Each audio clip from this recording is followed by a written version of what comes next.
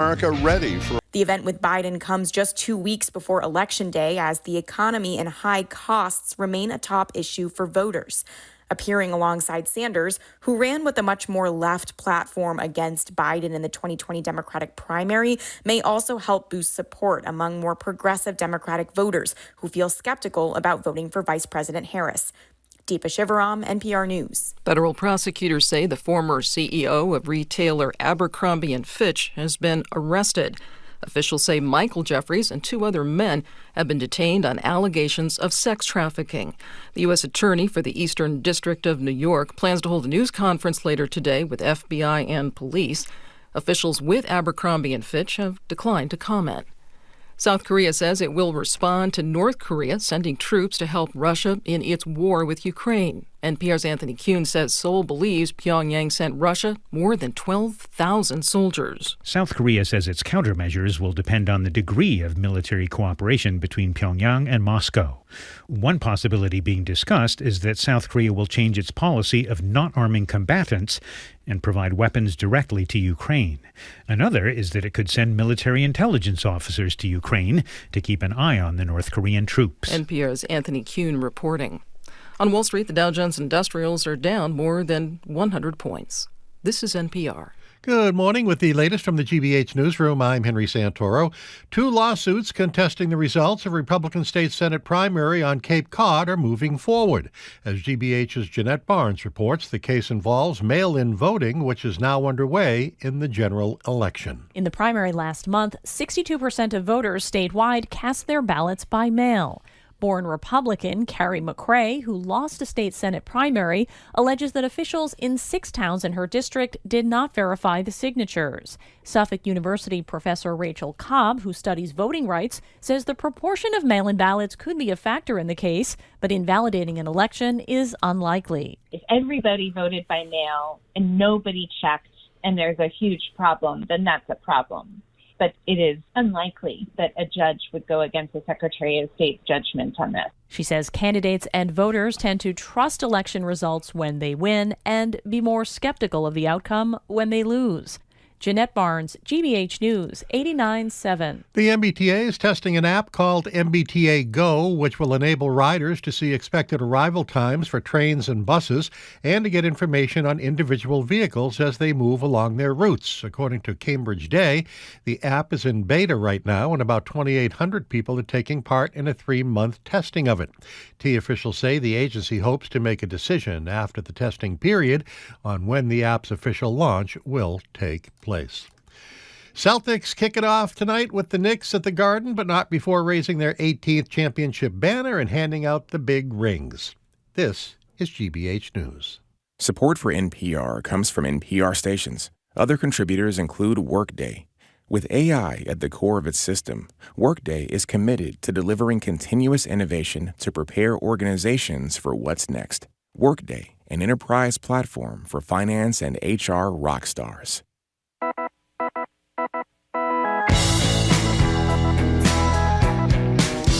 Rowdy. I am Marjorie Yegan. You're listening to Boston Public Radio live from the Boston Public Library and streaming at youtubethankyou.com/GBH News. Good morning, Jim. Hey there, Marjorie. How are you? You're welcome. So American... Oops, I'm fine. What happened in the I said you're welcome. Oh, you did? Yeah. Well, thank you then. Okay. Okay? Okay, hell of a start. We only have 3 hours to go. American voters have 2 weeks to make up their minds about who the next president of the United States should be. It comes down to a convicted felon and a woman. And for some, apparently that's a tough choice. A poll by The Economist and YouGov shows that 57% of voters answered yes. They think America is ready to elect a woman president. And 43% don't after 248 years. Another poll finds that abortion has topped the list of primary concerns for voters, even above immigration. So the question is quite simple. Is America ready for a woman president? And if it turns out that Harris does not win this election, is her gender the reason? 877-301-8970. You know what I was reading last night in anticipation of this? This celebratory column about the fact that we've reached the all-time high in Congress, the percentage of women. And do you know what the percentage is in the House and the Senate combined? No. 28%. And that's a cause for, what are women, like 52% of the population? Yeah. And by the way, it took us 250 years, give or take a little, to get a woman governor of Massachusetts. And so I have to say, when you read these comments, we're going to talk to John King later. He interviewed some auto workers out there in Michigan, which is a very close state. Not just a lot of men, but women. some women Yeah. say a woman can't be tough enough. She's too emotional. It's incredible to me. And when you think of the most famous recent leader of a country that was a woman, to my mind, would be Margaret Thatcher. I would say she was the Iron Maiden, tough as nails. She was not a liberal Well, at all. the Chancellor of Germany, too. Merkel was pretty huge. Merkel, people thought Merkel was terrific. And you might say to yourself, when you think about men, a lot of the gun violence is men. Almost all the mass shootings are men. Almost all the violence in general is men. You might think it might be time to give a woman a chance. How much of an issue do you think it is? I don't mean based on polls. I think it's both. And obviously she's a black woman. And even though I once did say there will not be a black president in my lifetime, and I was obviously wrong, that I assume compounds the issue for some voters. Well, right? I think it's both. I think it's racism and sexism. But it's interesting that black men have been taking a lot of grief about they're not voting enough for Kamala Harris. They're not as close as much voting as they were for Biden. But the white men, we're still a majority white countries. White men are not voting for her either. Oh, it's a huge gender divide. Yeah, huge gender divide. 80% of black men supposedly are voting for Harris, and 50% of Latino men are voting for Harris, but only 42% of all men, because the white men are not going for it, Jim. So the number's 877-301-8970. Probably in the lead up to the election, obviously a lot of people are voting. What is it, 14 million or some people have voted already, early voting? We're going to take a different aspect, different angle of the election, probably for our opening discussion with you all for the next couple of weeks, because we are 2 weeks away from the final today. 877-301-8970. I looked up before we had our discussion this morning about which major countries have never had a woman as their leader. And a website I went to in 2020, 4 years ago, had 5 countries: China, Italy, Japan, Mexico, 6, Russia, and Saudi Arabia, other than the United States. And that was 2020. And as we know, because we've had this discussion, yep. Mexico has Scheinbaum, Italy has Meloni, who is the prime minister. So 2 of those 6 have broken their long streak of no women in leadership positions. But you know what's sort of odd, by the way? I don't think, other than Massachusetts, which is, I don't think, nearly as liberal as people suggest it is, most Americans don't seem to have a huge problem having a woman be the chief executive of their state. Do you know? Again, I don't have hard data, but it seems to me that's the case. So if it's okay to have a chief executive running your state, why is there such reluctance to have a chief executive run the country? You know what's also interesting about this is Hillary Clinton went out of her way, and I thought at the time it was probably a pretty good strategy to talk about the fact that she'd be the first woman. Can you remember one time when Harris has talked about being the first one? Maybe No, on a DNC, she's Democratic kind of National Convention night, but beyond that? These stories that talk about this say one of the issues that makes it difficult for women is you want to like the woman, but you don't have to like the man, but you have to like the woman. So it's hard to be like really tough as nails and likable at the same time. They also talk about the resume bar.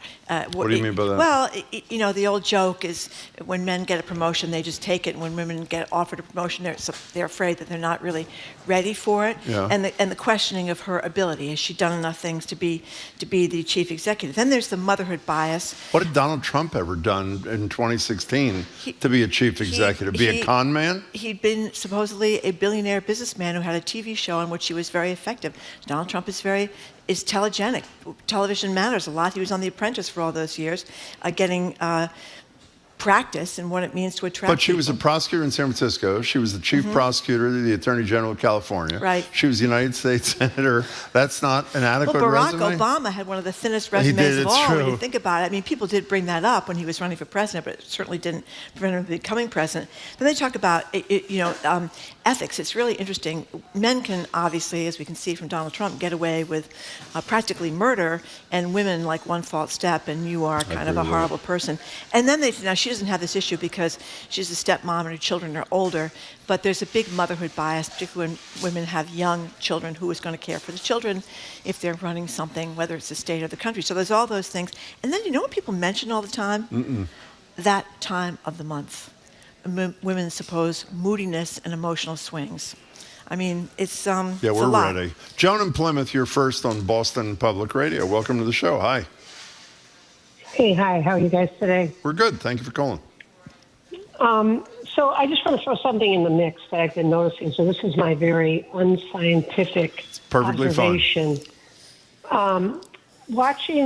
So I read a lot of newspapers, and I have a pretty broad exposure to the media during this election time. And one of the things that I've noticed is that Trump, I would bet, gets at least 2 times the coverage that Harris does. And when he is covered, there's always a soundbite accompanying what he's doing or what he's proposing or where he's appearing. So they'll show his rallies and a soundbite from his rallies, and then they'll mention something Harris did. I just think that's prejudicial.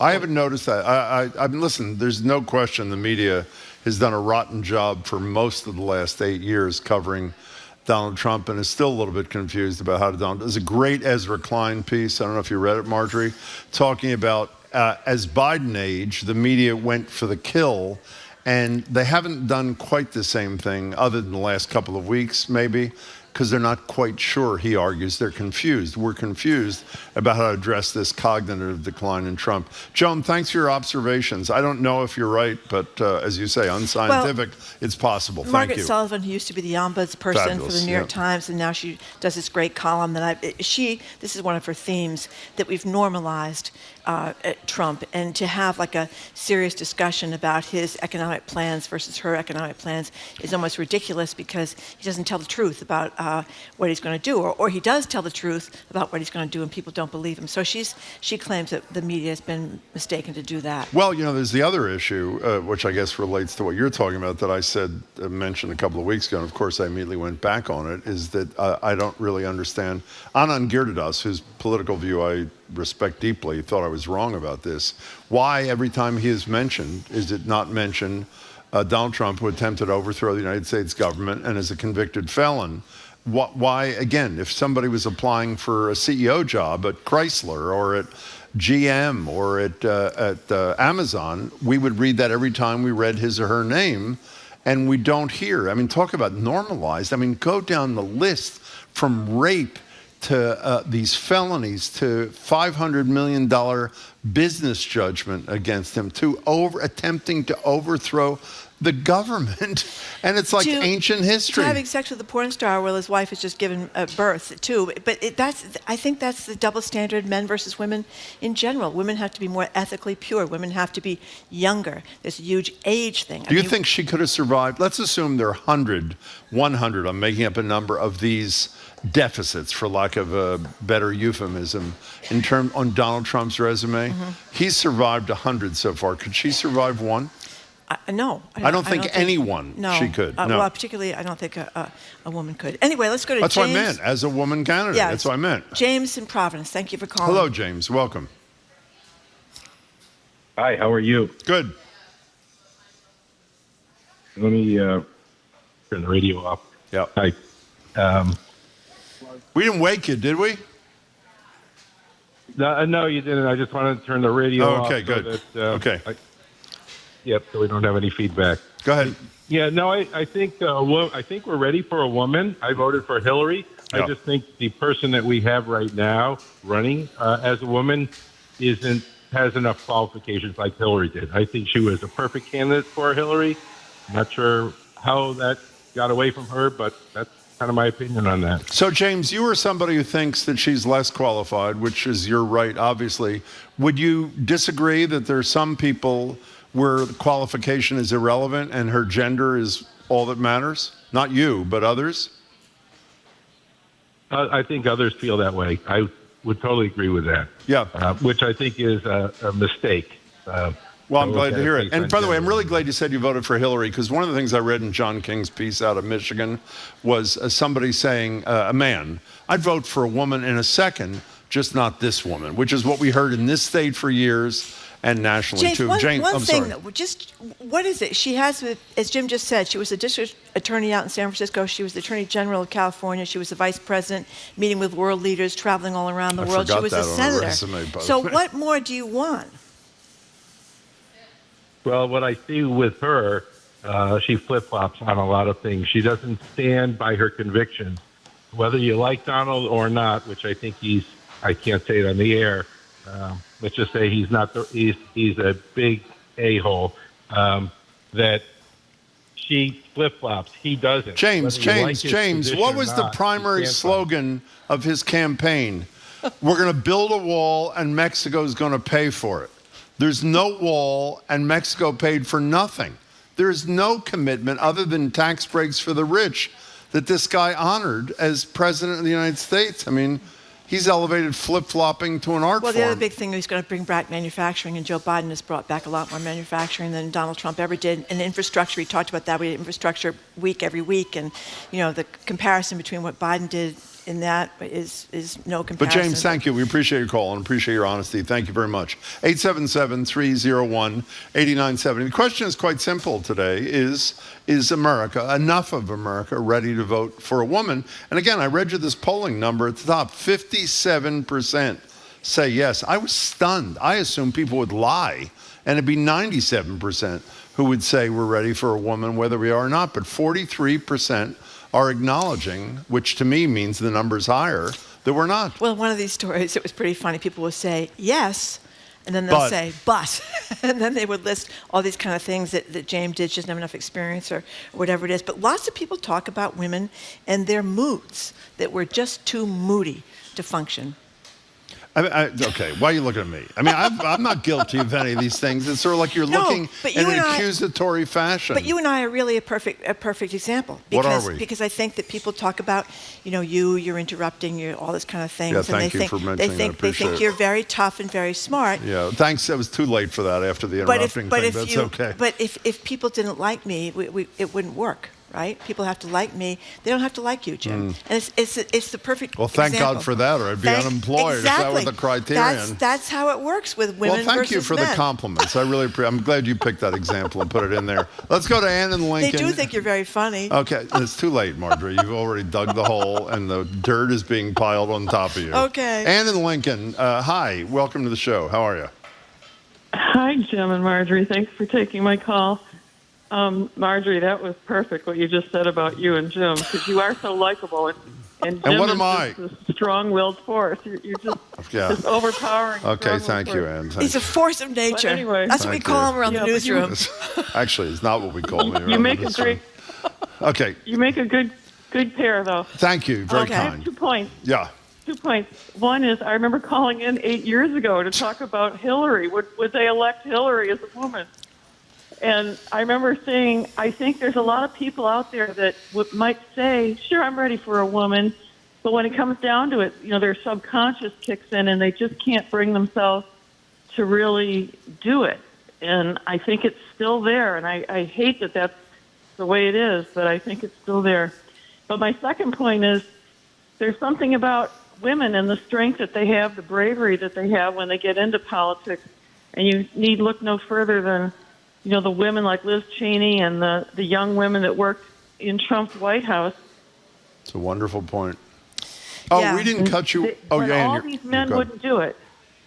That is a great point. The women who stood up to Donald Trump, young women, all Women, yeah, it is incredible. While like Mike Johnson made such a fool out of himself, the Speaker of the House, who wouldn't admit that Trump was talking about sending out the military to go after the enemies of the people, like Nancy Pelosi, like Adam Schiff, who's running for Senate in California.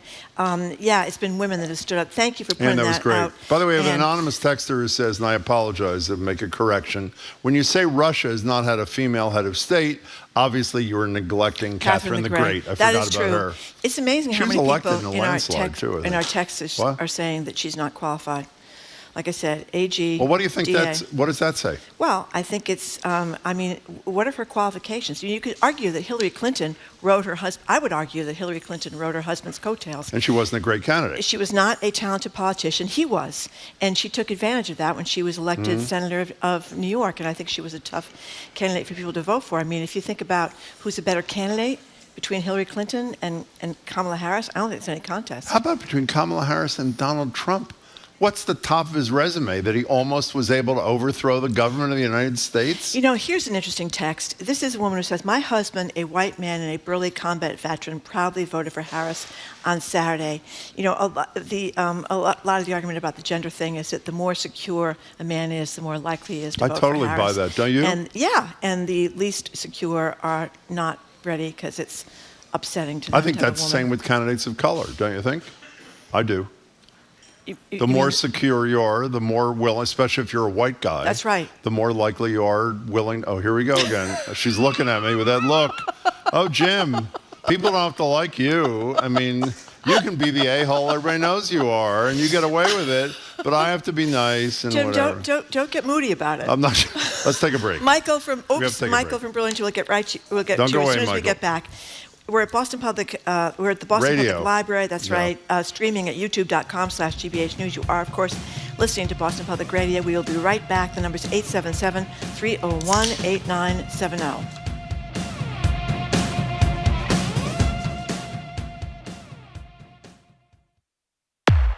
When you need more than just a headline. A state commission is raising concerns about families staying in the Massachusetts emergency shelter system for too long. GBH News stays with the story. We've seen families that are in EA shelter for a long period of time have a much difficult time getting out because the array of what their needs are different than what EA shelter can provide. So they just stay there and don't really move out. GBH 89.7.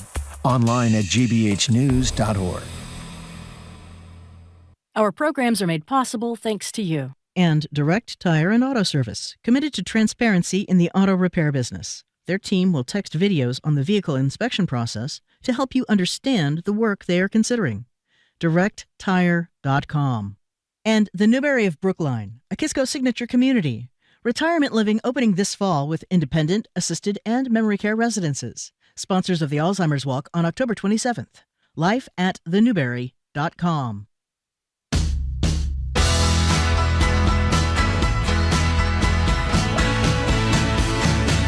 Welcome back to Boston Public Radio. Jim Browdy, Marjorie Egan. We're live at the library, streaming at youtube.com/GBH News. We forgot our text prompt of the day at 877-301-8970. Remember, we read some of your texts right for 1 o'clock. The topic is, what do you make of the Too Many Balls campaign from the National, it was a short-lived campaign, from the National Women's Soccer League. We'll talk to Trenni about it in a minute, and they've taken down the billboards and apologized. What are your thoughts? Where would Too Many Balls serve as a good slogan? The number's 877. I know what you're thinking. Don't say it. I'm not saying a word. 877-301-8970. We're just tuning in. We're talking about the election. Election day is 2 weeks away, and in particular, the barriers for Harris to become president, most notably her race and gender. Do you agree with that or no? 877-301-8970. We'll get now back to Michael in Burlington. Oh, Hi, sorry, Michael. Hi. Hey, how you guys doing? Fine, thank Big fan of the show, guys. Thanks. Thank you. I think the issue is not about her gender. The issue is the way she's running her campaign. I mean, I'm obviously huge. I think Donald Trump is a demon. Like, we can all agree on that. But the thing is the way she's campaigning. She has campaigned. She's campaigning right now with Liz Cheney, for God's sake. She's not inviting any of the progressive issues. How has she spoken out about the war in Gaza? All we hear about is the ceasefire. The same line that we've talked about with the Biden administration.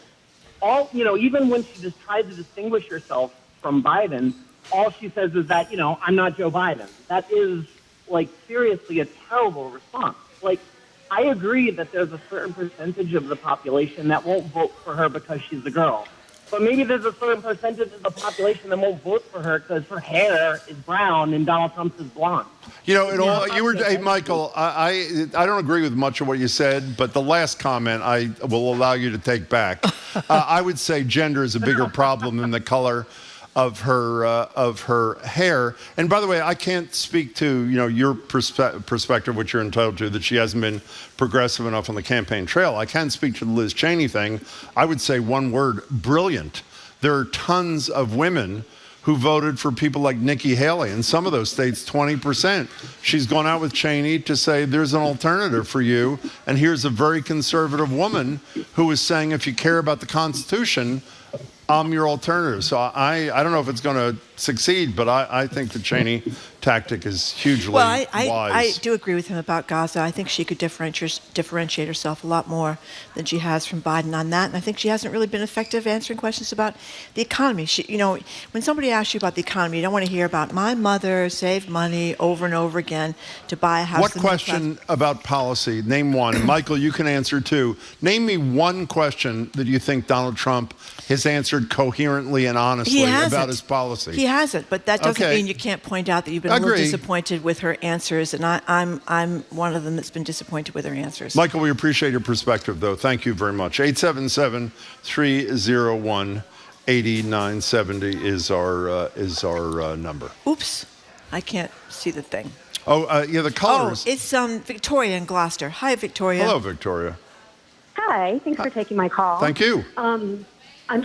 I'm going crazy with this whole notion that women are more emotional than men. Good. And I look at Donald Trump, he's one of the most emotional people that You are so right. That's a good point.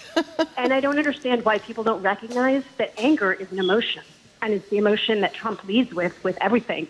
My sister is a professor who teaches in the UK, and she developed a whole program to teach emotional intelligence to MBA students, because they were finding that it was such a problem with MBA students. The lower your emotional intelligence, the more you react to things with anger. And so you have all these people in the business world reacting with anger, which disrupts the whole process and really gets in the way. And this is the way that Trump behaves. He cannot control his anger, and we all see that all the time. So to say that women are emotional and not recognize how emotional Donald Trump is just...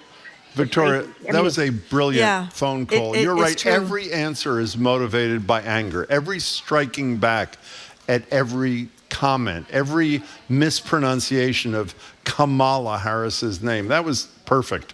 Victoria, thanks for calling. We really appreciate it. 877-301-8970 is our number. We have a lot of people saying the same thing. Real men aren't afraid of competition and challenge, but weak men are. Well, you know who said that, essentially?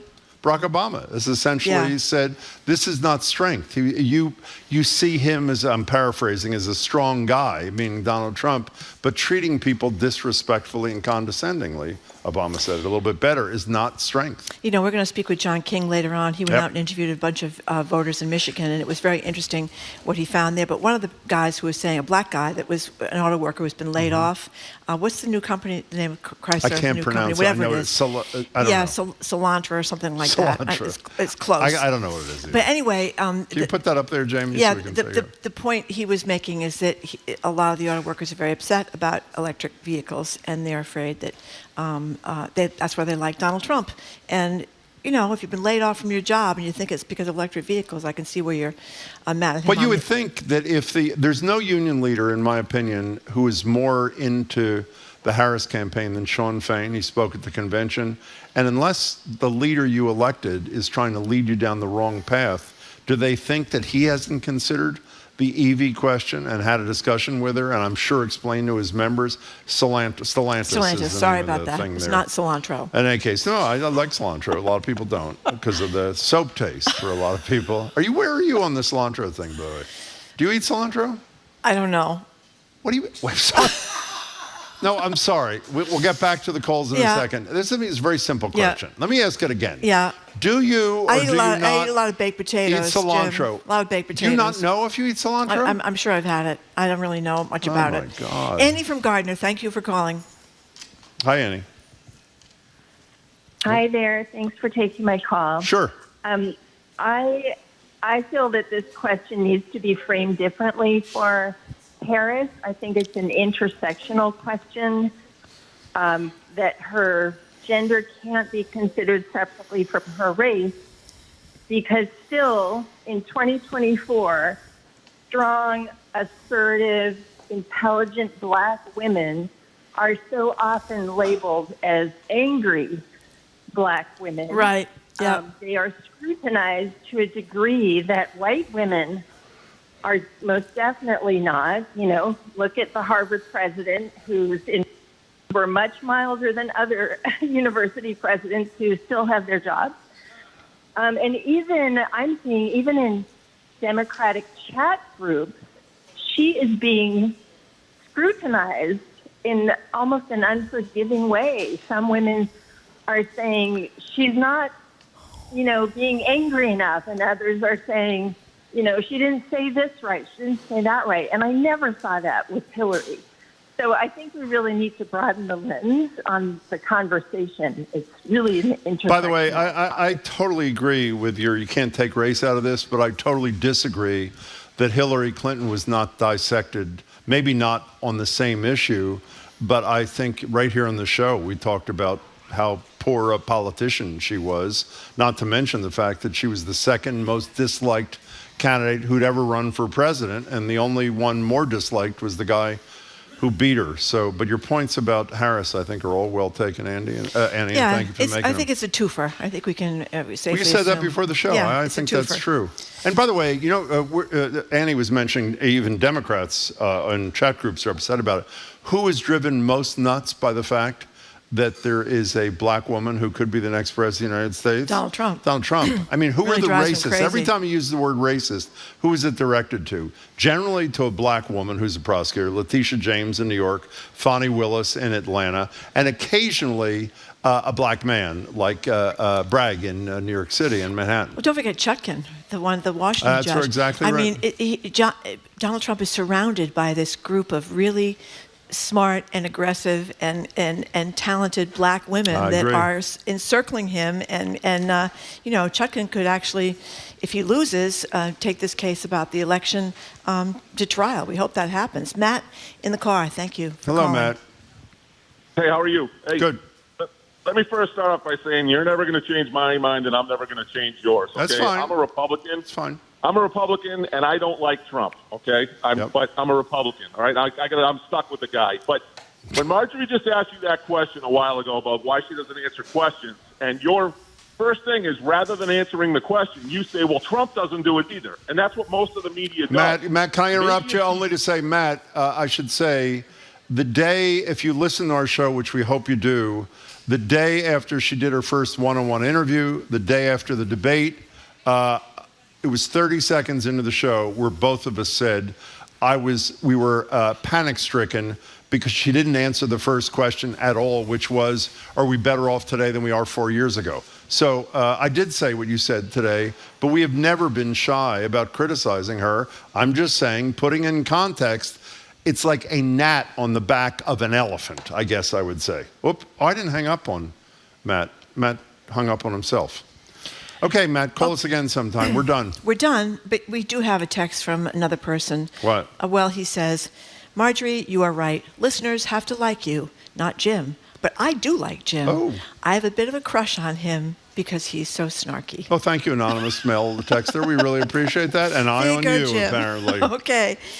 We thank you very much for calling and texting. Trenni Casey is up next to talk about our City of Balls. Well, that is based on the widely panned ad campaign of Boston's newest women's sports team. You're going to hear all about it from Trenni up next. You're listening to Boston Public Radio, 89.7 GBH, broadcasting live from the Boston Public Library and streaming at youtube.com/. years of war in Ukraine weigh heavily on the minds of its youngest people, children's books can help process some of what they're going through or just offer an escape. It's not so much a book about the war, it's the book about the little victories that we made every day. Children's literature in wartime, next time on The World. This afternoon at 3, here on GBH News 89.7. Support for GBH comes from you. And Dover Rug and Home. Rugs and carpeting for today's lifestyle with in-home rug trial and design consultation. Dover Rug in Natick, Boston, Burlington, and online at doverrug.com. Dover Rug, rugs and the people who know them. And the Museum of Printing in Haverhill, preserving the history of graphic communication from typewriters and presses to computers and copiers. Their expanded exhibit of rare and historic Bibles is now on view. More at museumofprinting.org.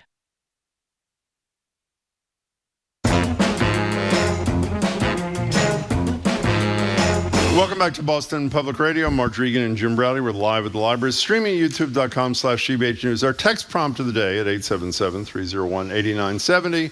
Again, we read some of these right before the 1 o'clock news. What do you make of the Too Many Balls campaign, the ad campaign from the new Women's Professional Soccer League? We'll get into it in a minute with Trenni.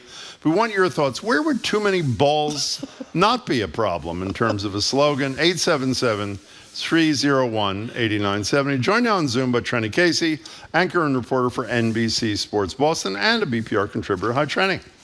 Hi, guys. Hey, Trenni, thank you very much for joining us. So let's start with the too many balls conundrum. I saw this huge sign when I was driving down the expressway a week or so ago, and I saw it, green letters. I couldn't figure out what it was talking about or where it was going. But anyway, the soccer team has been very apologetic about it, the women that started this. So tell us what's happened here.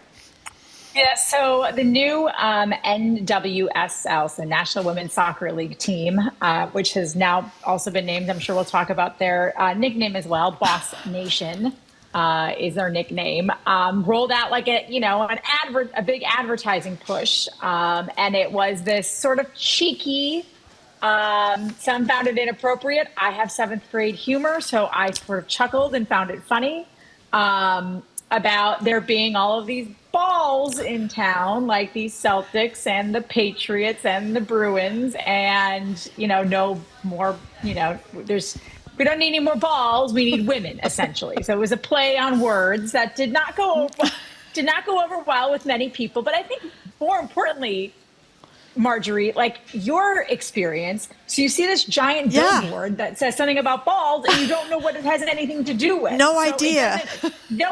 So it sort of defeats the purpose. They also had issues with, and this is something that, I think for a lot of people is still new to think about, but it is something we have to take into consideration now. There was some significant pushback from the LGBTQ plus community, in particular the trans community. Yeah. Because we know that there are individuals who identify as women, and it felt offensive to them. And I know that wasn't the league's intent, but that is something as we move forward that we all need to think a little bit differently about, and it's just sort of retraining our brains to remember that there are, there are different. It's different now than it was before. Let me say two things. I think it was stupid, and I didn't know what it meant either at first. And we'll get to the name, which is even dumber as far as I'm concerned. We had 3 of the 4 women who formed this thing in our studio about, 6 months, 8 months ago.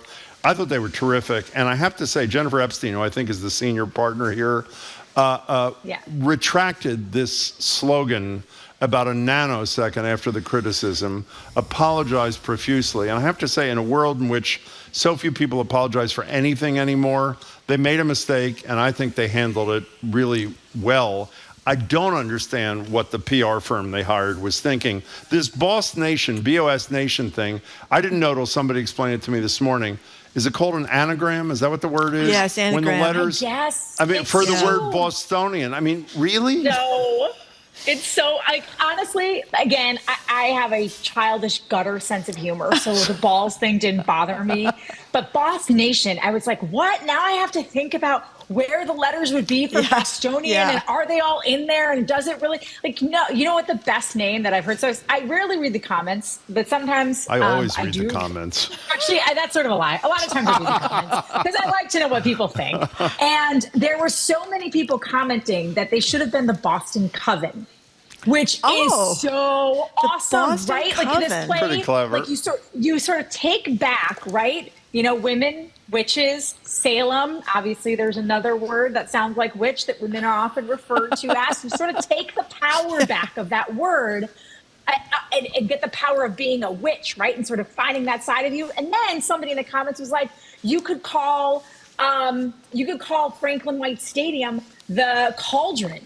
And you could call like the fan section, like the Witch's Brew. Like there's all these cool play on words. Like the merchandise would be a bit amazing. So I don't know if anybody's listening, but if you can change the name as well, like let's hope somebody's listening. Overhaul of this entire thing, and let's just start over. Hey, Trenni, and make the people happy. Do you know enough about this to know they're not even most people with whom I've spoken, which is a decent number after this Too Many Balls. By the way, the website was tooManyBalls.com. Talk about taking it too far. That's down too.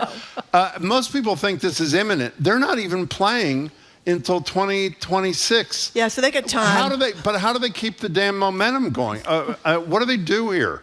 Well, maybe you're like, you know what? In like a year, you're like, we thought about it. Boss Nation is terrible. The merchandise isn't selling. We're going to become the Boston Coven, and suddenly you've got great positive publicity around the team. Do you know how much money you could make if you bought like 100 Too Many Balls T-shirts?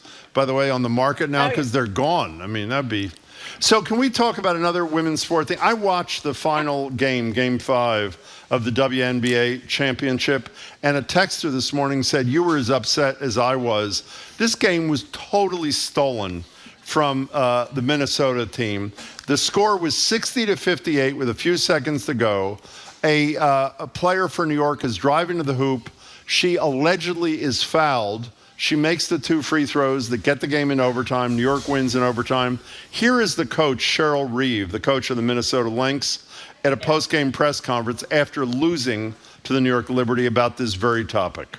I thought today was incredibly disappointing. The challenge, we have got to change our challenge rules, and the officials doing the game should have a third party, because that was not a foul. Coach. I know all the headlines will be Reeve cries foul.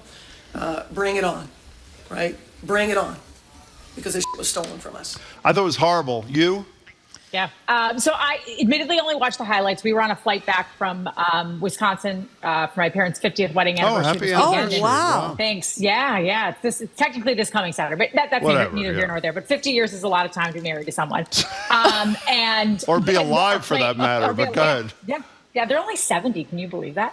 Wow. And there were no TVs on this plane that we flew. And so I didn't get to watch, but I saw the highlights. That was not a foul. In fact, the fouls called in favor of, or putting the New York Liberty at the foul line were more than twice as many as the Minnesota Lynx. Now, there was a game earlier in the series where Minnesota was heavily favored. They got a lot of trips to the free throw shooting line, and New York didn't. So the officiating across the board in this series was very uneven. It's one thing, though, to happen in a not, inconsequential game 2 or game 3. It's another to happen in the waning seconds. I agree. Those 2 free throws sent the game to overtime, and then New York ended up winning. Now, one could also argue, okay, Minnesota, you've been knocked down, but get back up again. You have they held Breanna Stewart and Sabrina Ionesco to some of their lowest shooting percentages of the season. The Lynx did a fantastic job on them defensively. So you had an opportunity to win it in overtime, but it should never a championship game should never come down to officiating. And I am curious, guys. I just read this morning, right before I came on with you. I think it just broke yesterday or early today. The WNBA is opting out of their current collective bargaining agreement, and they're going into it in good faith to negotiate a new one.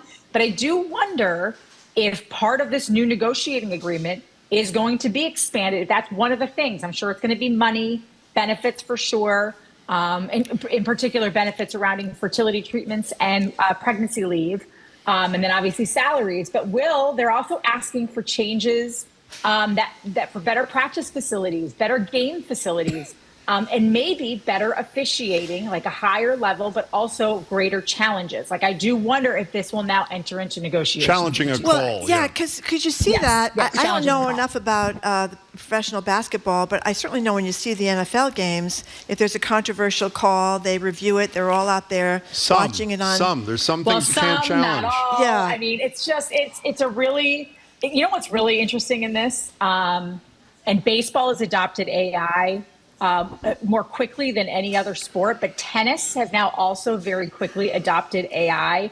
I wonder in the coming years how much AI is going to play a part in some of these calls. Judging the calls.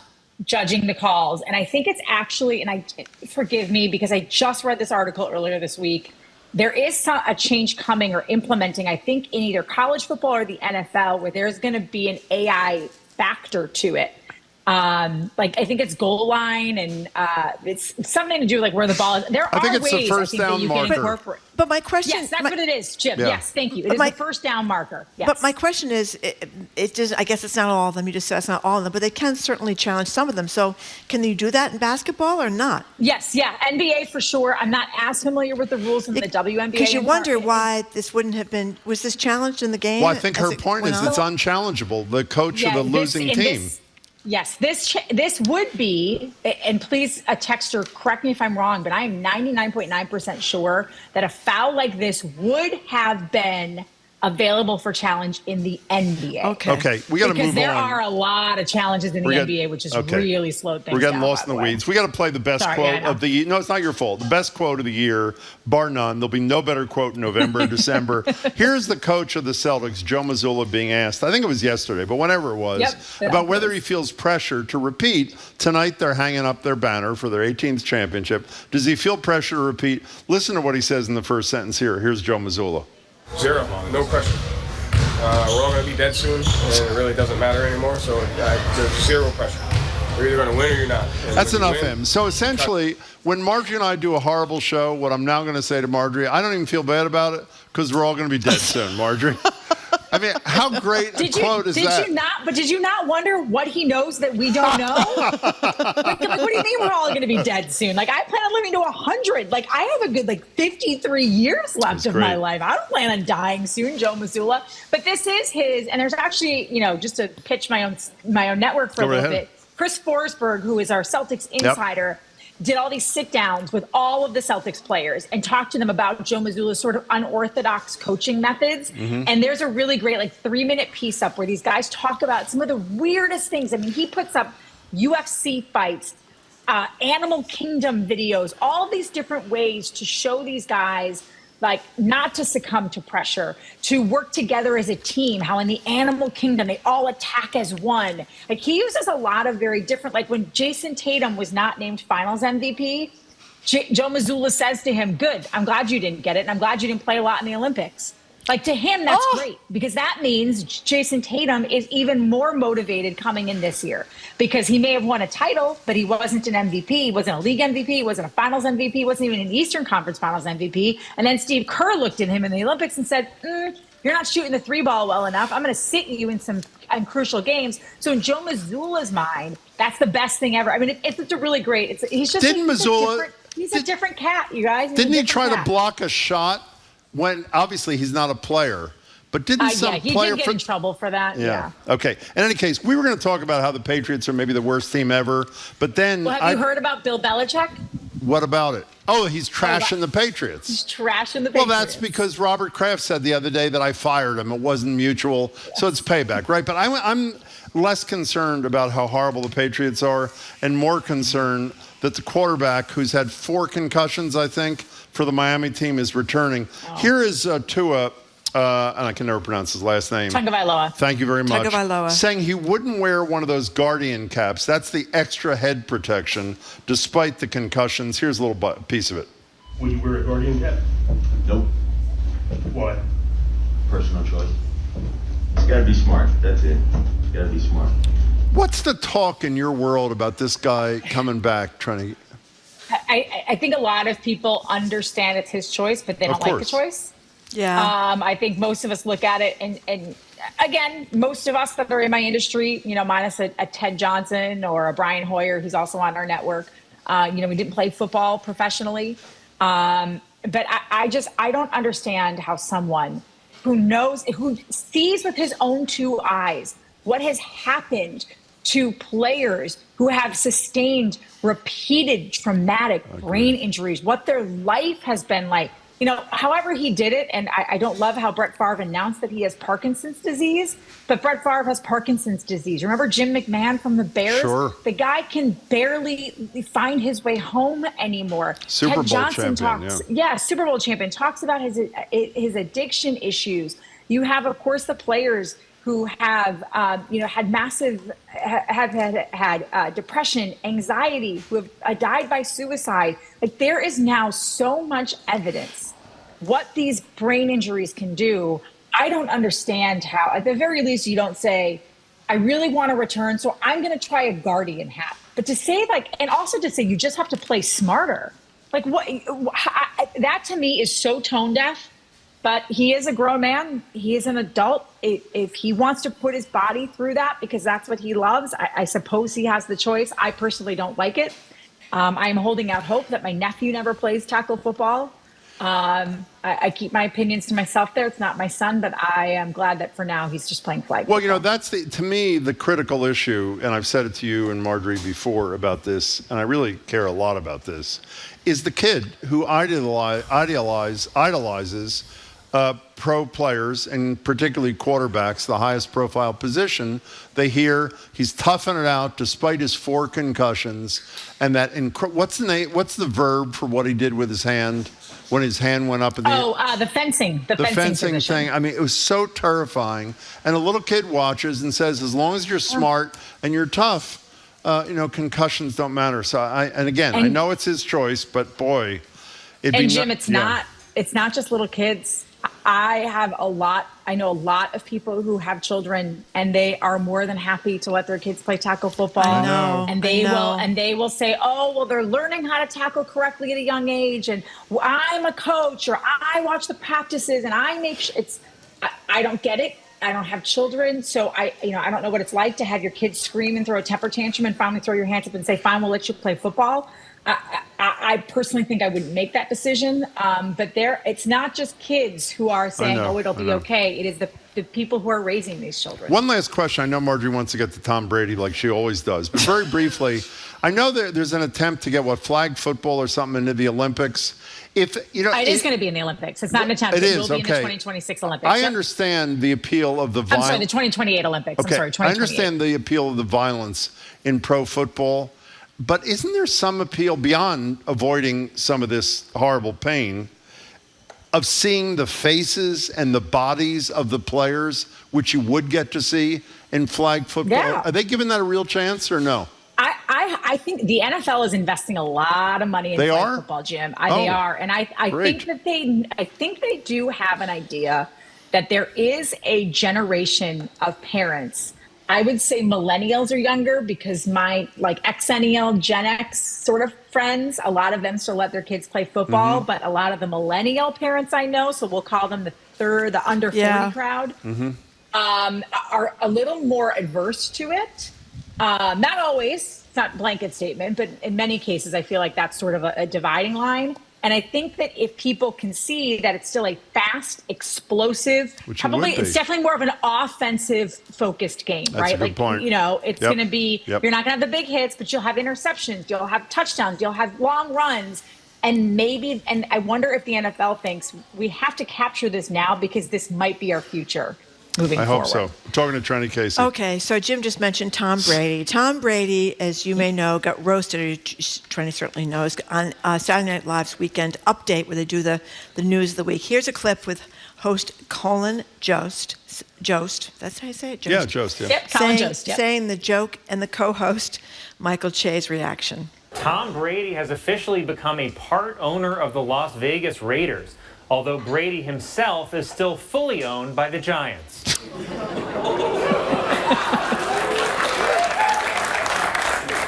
Wow. I got so intense. I love the two of them. They're a great pair. But why was, for people who don't know, why was Joe saying that Brady's still up on the Giants? Well, Tom Brady,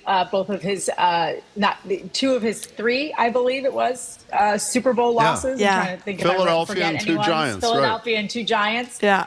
He lost to the Giants and Eli Manning. Not once, but twice. And of course, it was Eli Manning and the New York Giants who ended the Patriots' quest to become the first undefeated wire-to-wire team. That's right. Back in 2007. That was brutal. Which has, of course, only been accomplished by like the 72 Dolphins? Yeah. 72 Dolphins. And so they have owned Brady. They have owned Brady in his entire career. It'll be interesting to see, guys, if Tom Brady will continue to be a broadcaster. How's he doing? Because there are a lot of restrictions. I mean, he's fine. He's not great. He's kind of boring. It's kind of what I thought it was going to be. Like, it's not terrible. It's just like there's not like he doesn't have that natural, big, easygoing personality that you kind of the guy he replaced had, Greg Olsen.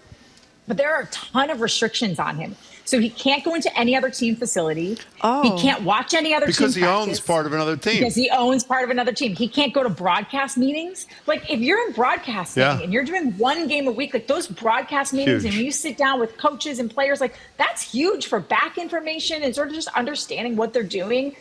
I do wonder if after a while Fox is going to be like, okay, you know what? Can we just like figure out like a little something? We'll pay you to go away. Well, also, he needs more time to get facelifts. So, I mean, it's very difficult to do that job, own the Raiders, and get all the facelifts. I don't think he's had any facelifts. I think he has. Hey, Trenni, it's great to see you. You think he's had a facelift? I think he's had something. Botox. I think it's Botox. Yeah. Oh, it's more than the Botox. shape, the face is reshaped. Okay, Come it's reshaped. on. Okay. We've been speaking. Bye, Thank you very Trenni. Good much, to see Trenni you. Casey. Bye, With guys. Trenni See you next Casey, week. anchor reporter for NBC Sports Boston and a Boston Public Radio. More smart conversation about community issues is up ahead with Jim Browdy and Marjorie Egan on Boston Public Radio. Right after a news update from NPR. Stay with us here on GBH 89.7. Funding for our programs comes from you. And Rockland Trust Bank, committed to helping individuals and local businesses work towards their... GBH News with NPR. What matters to you? I'm Jim Browdy, head on Hour 2, Boston Public Radio, live from the Boston Public Library. It's media maven Sue O'Connell with thoughts on a massive new Dateline special on the Karen Read trial that includes interviews with Read herself as lawyers prepare for a January. Next on Boston Public Radio 89.7 GBH.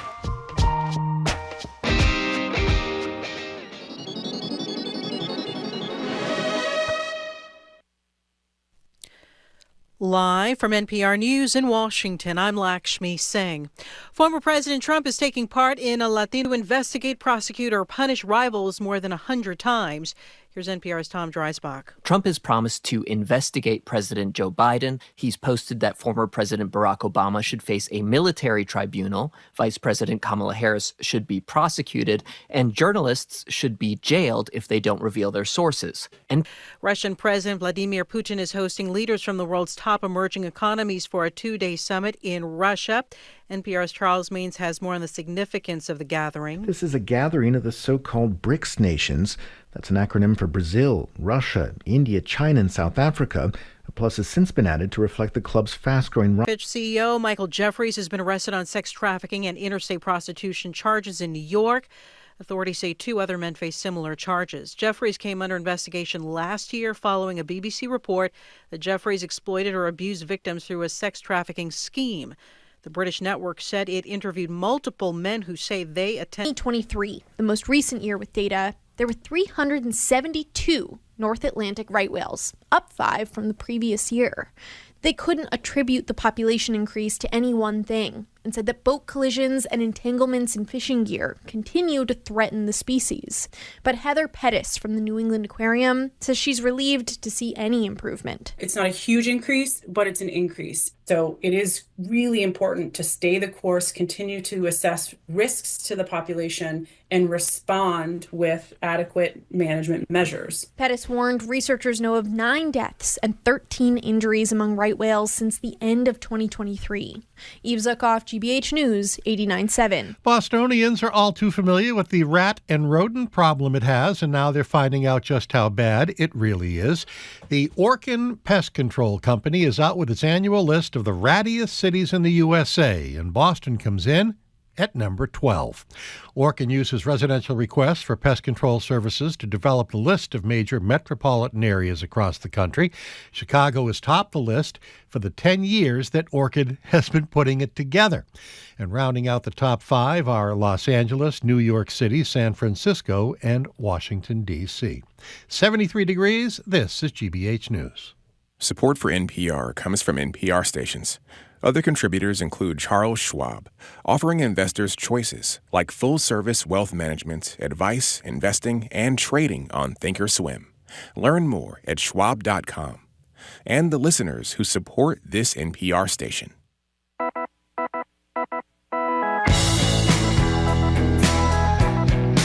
He's Jim Browdy. I am Marjorie Egan. Welcome to hour number 2 of Boston Public Radio. We are broadcasting live from the Boston Public Library, as we do every Tuesday, Wednesday, and Friday. And we are streaming at youtube.com/GBH News. Hello again, Jim. Hey there. Can I just say, when the person who's clapping the loudest is you. That's right. It's really troubling. Somebody's going to do it. It's like you have to vote for yourself, you have to clap for Exactly. yourself. That's Beautifully how I feel put. about it. I'm sorry. Go ahead. Okay, just want to tell before we get to Sue O'Connell, a last reminder about our text prompt of the day, which is you can text us at 877-301-8970. What do you make of the Too Many Balls ad campaign for the National Women's Soccer League? Yes, they have apologized, but we want your thoughts. Where would Too Many Balls serve as a good slogan? Without the one obvious thing. Don't bother with that. Okay, don't bother with that one. You can text us at 877-301-8970, and we'll read them before the 1 o'clock news. Hello again, Jim. Hey there, Marjorie. We're joined now live at the library by Sue O'Connell, commentator on NBC 10 Boston, co-host with Corey Smith of NBC 10's Boston at Issue every Sunday at 11:30, following Meet the Press, and she's also co-publisher of Bay Windows and the South End News. Hello, Sue. Good day, good day. Good day, good day. O'Connell. Well, I'm so excited to talk to you today because I watched Dateline last night for 2 hours, and you were the star of the show, Oh, Sue boy. O'Connell, giving pithy commentary all the way through. We're gonna 3 start- hour. I always love it's a 3-hour interview, right? And then of course I had a lot of time, but I had a lot to say. Apparently. You want to tell anyway, people what it was about? I'm going to tell people what it's about. It was about the Karen Read trial. Karen Read is accused of running over her boyfriend, John O'Keefe, who was a longtime police officer in the city of Boston, and leaving him in the snow to die. So last night on Dateline, the reporters actually got a chance to interview Karen Read, and here is the defendant in this case, Karen Read, talking about what happened. And we turn a corner, and I see him immediately. I see his body immediately. It was windswept lawn, and there was just a heat. And this is on the front lawn of the after-party house. Yep, on the perimeter. It's on the front lawn of the Alberts, but it's very close to their neighbors. There's a cluster of trees, and he's in there. That's him. It didn't look like John. I mean, I couldn't see his face or his hair, but I knew it was him. I knew it was something that didn't belong on that lawn. I mean, he's a big guy, 6'2", 220. You run out of the vehicle and start screaming? I said, there he is. I said, he's right there. So you just said there was 3 hours of interviews for you, and you only got a few comments. I would hope she said more about John O'Keefe in this interview that maybe didn't make it onto Dateline. And this was before the trial. Those comments were made. That interview was done before the trial. Yeah. So what do you make of the whole Dateline thing? Give us the update on what's going to happen with this trial. Well, I mean, Dateline, obviously, I work for NBC, and Dateline's an NBC company, program, and I was with the producers just about every single day. They were there at the trial, and incredible staff, and they did their best to get as many people that they could speak to involved in the program. And obviously, the O'Keefe family has not been talking to very many people, so there was a challenge there. And obviously, Karen Read's not going to be talking to people, I would imagine. So the next steps that are happening right now is the appeal is in front of the Supreme Judicial Court. Those arguments are going to be heard on the day after the election on November 6th. The American Civil Liberties Union of Massachusetts has filed an amicus brief supporting, it's always important to say they're not supporting the person, they're supporting what the issue is. And they say They believe that Karen Read's right to not be tried for something she's been acquitted for, double jeopardy, the murder charge. They believe that the jury should be brought back in and polled because they have told people they found her not guilty on the charges of murder and leaving the scene. So that is very much what the next steps are going to be. There's a new special prosecutor who represented Whitey Bulger. He's in private defense. David Meyer. He's come in to be in the prosecution, and they are looking at the black box that was in her Lexus, seeing if there's any more information that they can get out of that. And it looks like they're also going to look to her dad, Karen Read's father, to see if there's any information they can get from him. You know, I want to commend you because they could have cut out your section talking about this, but one of the things that really hit home watching Dateline was this crowd of people that were cheering for Karen Read quite loudly with the signs, and they're in the pink outfits and all this outside the courtroom, and that the family of John O'Keefe, the dead man who was taking care of his dead brother and sister-in-law's children, were harassed and booed and doxxed and stuff. So what they will say to you, and I know that people have been pushing back on me online because I said that. I obviously support the right to people to protest, and I obviously support First Amendment issues, and I obviously support that if you think someone is innocent and being railroaded by the system, you should do everything that you can to support that individual. I mean, that's what our justice system is set up for, and that's why we have a First Amendment right. On the other hand, having worked in the South End News, having grown up in Revere, where I've seen people who have been victims of crime and also have been perpetrators of crime, right? And usually there's a feeling within the community that you're going to embrace the families. When I was at South End News, we had a grandmother of somebody who was alleged to shoot someone, and so the person who was shot, their two grandmothers came in to talk about how we could cover it so we weren't demonizing either side. Because families are shattered. The Read family is shattered, right? The O'Keefe family is shattered. So I understand that people are confused about that, but if you're yelling at one person in a group when a group is going into the courthouse, it's hard not to think you're being yelled at if you're there. And I understand the O'Keefe family does not believe that Karen Read is innocent. They believe Karen Read is guilty, and that puts you at odds with people who are supporting Karen Read. But I think showing grace and kindness, especially in this volatile time that we're in right now, is you can protest, you can picket, you can yell, but at the same time finding some grace to shield the people who are most directly impacted by this, because either Karen Read did it and is going to be held accountable, or didn't do it and won't be held accountable, or will be held accountable and she didn't do it. All that thing still doesn't mean that John O'Keefe isn't dead. A couple of things here. First of all, grace is sort of dead in public discourse, unfortunately, at least on all levels. I said this to you during the trial when Karen Read did a press conference. I'm sure I'm forgetting one. I can never think in my life of one defendant in a murder trial who spoke to the press. And maybe if I remembered one, I'm sure he or she would have had their lawyer sitting next to them. So one, that is amazing, I should say, to hear her at length, and I found it really interesting, regardless of what you think of the case. The second thing, though, is I'm assuming, I don't know this for a fact, that whoever her lawyers were at the time, because this interview, most of the interview is from 2 years ago, as you say, pre-trial, it is hard for me to believe that there was not a lawyer who said, here's how you should handle this thing. And I think this is what Marjorie was touching upon a minute ago. I only watched the first 40 minutes, and I'm not taking sides here. The fact that she was not coached to talk about how broken she is by the love of her life being dead is amazing to me. Now, I didn't edit this thing, so as Marjorie said, maybe it was edited out. But if the goal is, which I assume it is to get public opinion on your side, and maybe the next set of jurors to be biased in your favor, which you're entitled to do, and jurors allegedly will tell the truth during voir dire. Were you not surprised there's more of that? Not more of that? Yeah, I was. I have to say, though, I have a different sort of take. Number one, her demeanor in the courtroom when evidence was shown, like the last clothing he was wearing, it's really disturbing. It was disturbing for me. I didn't know him, and it was disturbing for me. she is on trial for her life. I mean, this is a very important thing, and you want to do everything you can to make sure that you're found not guilty. And at the same time, I know that lawyers often coach you to be who you are, right? Don't try to be someone that you're not. I don't know Karen Read. I've only had conversations with her in the courthouse.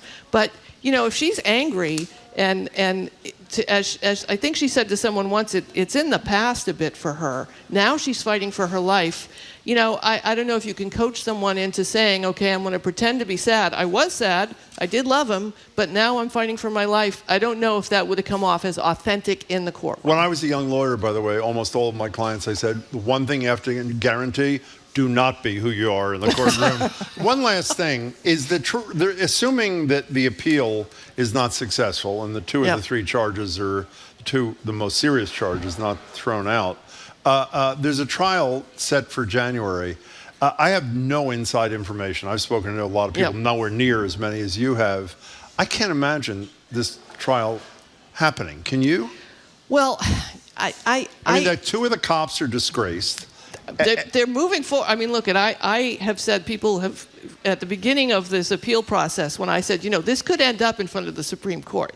This appeal could end up in front of the Supreme Court, and people would look at me and go, you're crazy. And now they're like, double jeopardy there's issue. double jeopardy. This is an issue that impacts all of us, right? So this could end up in front of the Supreme Court, right? So if that happens, I imagine that would delay, right? So if the Supreme Judicial Court of Massachusetts says no, we reject it, and then the lawyers say we're going to bring it to the Supreme Court, would it delay the trial or not? I don't know. I didn't mean for that reason. I meant because if you can't get a conviction, and in fact allegedly 2 acquittals, even though they were never formally announced, before the cops were totally disgraced, and now they are, you're going to get a conviction now? So I think if I were prosecuting this case, because as I've said on the record a million times, I didn't look at the information before the case. I know. I just experienced what happened in the courtroom.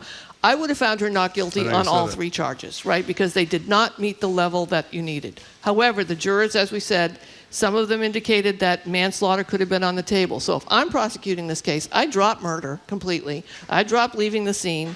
And if they get information from the black box, and if they get more information about what they think they can say happened, and they streamline the rest of this, malarkey that was all over the place when it comes. What are you, Joe Biden's daughter? Malarkey? Let me tell you how it is. Who says malarkey? That's the honest thing about this. I mean, if manslaughter driving under the influence of liquor, involuntary manslaughter driving under the influence of liquor. There's no murder, intent. There was no intent proven for murder. That was so bizarre that you rise to that level. It seemed very strange. But again, and this is what gets people upset. You've got the Trooper Proctor texts. We're working with a class from Boston University right now. Where Kids out there? Kids out there. Oh, great. NBC team, we're doing some investigative reporting that you're going to see soon on the Canton Confidential brand that we have. We're going to be moving forward, looking at investigation into the state police, into the Brockton police, into a whole bunch of things that we work on a regular basis. We're working with some students right now to help us with that investigation process. But, this, I forget what your question was because I went off on a thing, but we're talking about the ridiculousness of charging her with murder. It just never rose to that occasion. I mean, maybe they thought she'd plead out, but isn't that? By the way, I'm not. I've never been a prosecutor in a criminal case, and you've been to scores of trials. I love trials. But isn't part of the reason why prosecutors overcharge in the hopes that the jury, if they don't buy the quote overcharge, they settle, in quotes, for the lesser charge. And if the lesser charge is the top charge, it increases the likelihood of acquittal. Just a quick anecdote. The first trial I ever covered, I was in my early 20s. It was a long time ago. But it was Deborah Smith, who was murdered on Commonwealth Avenue. She was a nurse. She was murdered by 2 teenagers, or one of them, in a joint venture. They went in to rob the houses. She opened the door. Well, the downstairs people opened the door. One of them raped her, and one of them killed her, and the other guy was just there. And it was charged as a first-degree murder. One of the guys pled out, which is second-degree murder, and then the other guy, Weldon Burden, was the defendant who was on trial. The jury couldn't figure out which kid did the raping and which kid did the murdering, or which kid was a joint venture thing. And the jury basically ignored the orders of the judge. He was charged with first-degree murder and came back and convicted of a second-degree murder, which is what the other guy got that pled out. So you see this all the time. But they didn't know that, did they? Did the jury know about Yes, the other they plea? did. Oh, they did. Yes, okay. they did. Okay. You know, the other issue, too, that my friends on the national stage of investigative reporting and covering crime said is that, you know, we don't get to see how poorly our police departments operate because most people plead out, right? So if you're ever arrested and you have the money, even if you absolutely did it, go to trial. And especially if it's not a Boston police or a New York City police, if it's a small town police investigating you and there's more than one law enforcement agency, go to trial because the mistakes are everywhere. So that's another thing that's disturbing. One last thing about this case. The reason she had this much money to hire these very expensive lawyers and the lawyering was, the defense outdid the prosecution in this case, which usually happens because this guy was very expensive, I'm sure. What's his name? Alan Jackson. Yeah, Alan Jackson. And David Yannetti. Did she get the money from the fundraising that Turtle Boy helped put together, or where'd this money come from? I don't know. I don't know. But, you know, I mean, fundraising, you know, for your defense is a normal thing to do. And I think, you know, it absolutely, I would do the same thing. Didn't they have over $300,000 or something? I'm not sure how much they have. But I would do the $300,000 same doesn't thing. go very far. I was going to say that's... And a long trial with top-notch 40 lawyers. days. It goes further than most people. That's true. Who can't even mortgage the house. Well, maybe today you could mortgage the house for that much. Can we switch to, speaking of guilty pleas, the Central Park 5 thing? I assume everybody knows that Citizen Trump paid $85,000, which is probably like $250,000 today, for a full-page ad in the New York Times saying they should be executed. And by the way, a lot of people agreed with him at the time. The Central Park 5 is no longer no longer called the Central Park 5, except by Trump. They're the exonerated 5. One of the 5 is now on the New York City Council, and they have filed a defamation suit against Trump for some recent comments he's made? Yeah, I mean, you know, Donald Trump, if he's talking, he seems to be lying and setting himself up for another defamation suit. He has been saying on the campaign trail among, and you know, it's like mystery date with him. You open the door and you don't know what mystery lie you're going to get. You know, he's basically saying that they pled guilty, they hurt someone. He is saying things that are not true about them, and it is allowing him to continue to hurt these men who didn't do anything wrong and who, again, police overreach and bad investigation and racism in the system, all those things. And now they're going to be able to sue him for defamation. Didn't he also say, Trump, that they killed somebody? Yeah, that and he hurt someone, he killed somebody. I interviewed the survivor, she was not killed. Trish Melly. I interviewed when I was at NECN many years ago. She wrote a book. Right. She remembered nothing about what she's had happened to a victim, an innocent victim who was attacked by terrible individuals, not these guys. And you know, Trump just continues to go on the campaign trail and say this crazy stuff, and you know, it's getting harder and harder for me to do commentary on him without saying what are you thinking? A couple of weeks ago, we had Ken and Sarah Burns on. Sarah being Ken's daughter, and they do a lot of work together. Most recently, they did Leonardo with Ken, Sarah, and Sarah's husband. Sarah, I think, was the lead person with her father on the Central Park 5. Right. If you haven't seen this documentary, it is really, I think, an important thing. Terrorized these young kids, young without a parent there and that sort of thing. Yep. And it really, talking about the system and who it discriminates against, it's really worth a watch. It's a brilliant documentary. And Trump continues to torture them. Yeah. You know. So I was dying to talk to you about this millennials reporting a mysterious wave of memory problems because it makes people feel good who are, you know, can't remember, you know, the names in their older years. These kids are obviously. The millennials are not kids, but they're too young to have memory problems. Yeah, there's a number. That's a New York Times or Washington Post. Globe Magazine. Oh, Globe Magazine article. And I share this with my daughter's permission. My daughter is disabled. She's got a number of health issues. And recently they think the trigger for these health issues was an Epstein-Barr virus that she got in middle school. And that this post-viral issue causes all sorts of things, like memory loss, and that these kids have been through a lot. They've been, you know, anyone can get exposed to mono or Epstein-Barr. Many of us, the vast majority of us, have no issue. Don't they say stress is a huge... But stress. So COVID is another issue. I mean, my daughter went through 30 days of intravenous I forgot about that. antibiotics to try and knock the virus down that was still in her system after 7 years. So when people are saying, like, COVID's just a cold, it's not a big deal. Well, for some people, the virus will live in your system and cause havoc. Another issue they're pointing to, which I think we can all relate to, is our short memory spans based on using the devices that we do. I mean, I have had to force myself recently this year. I promised myself I was going to read books.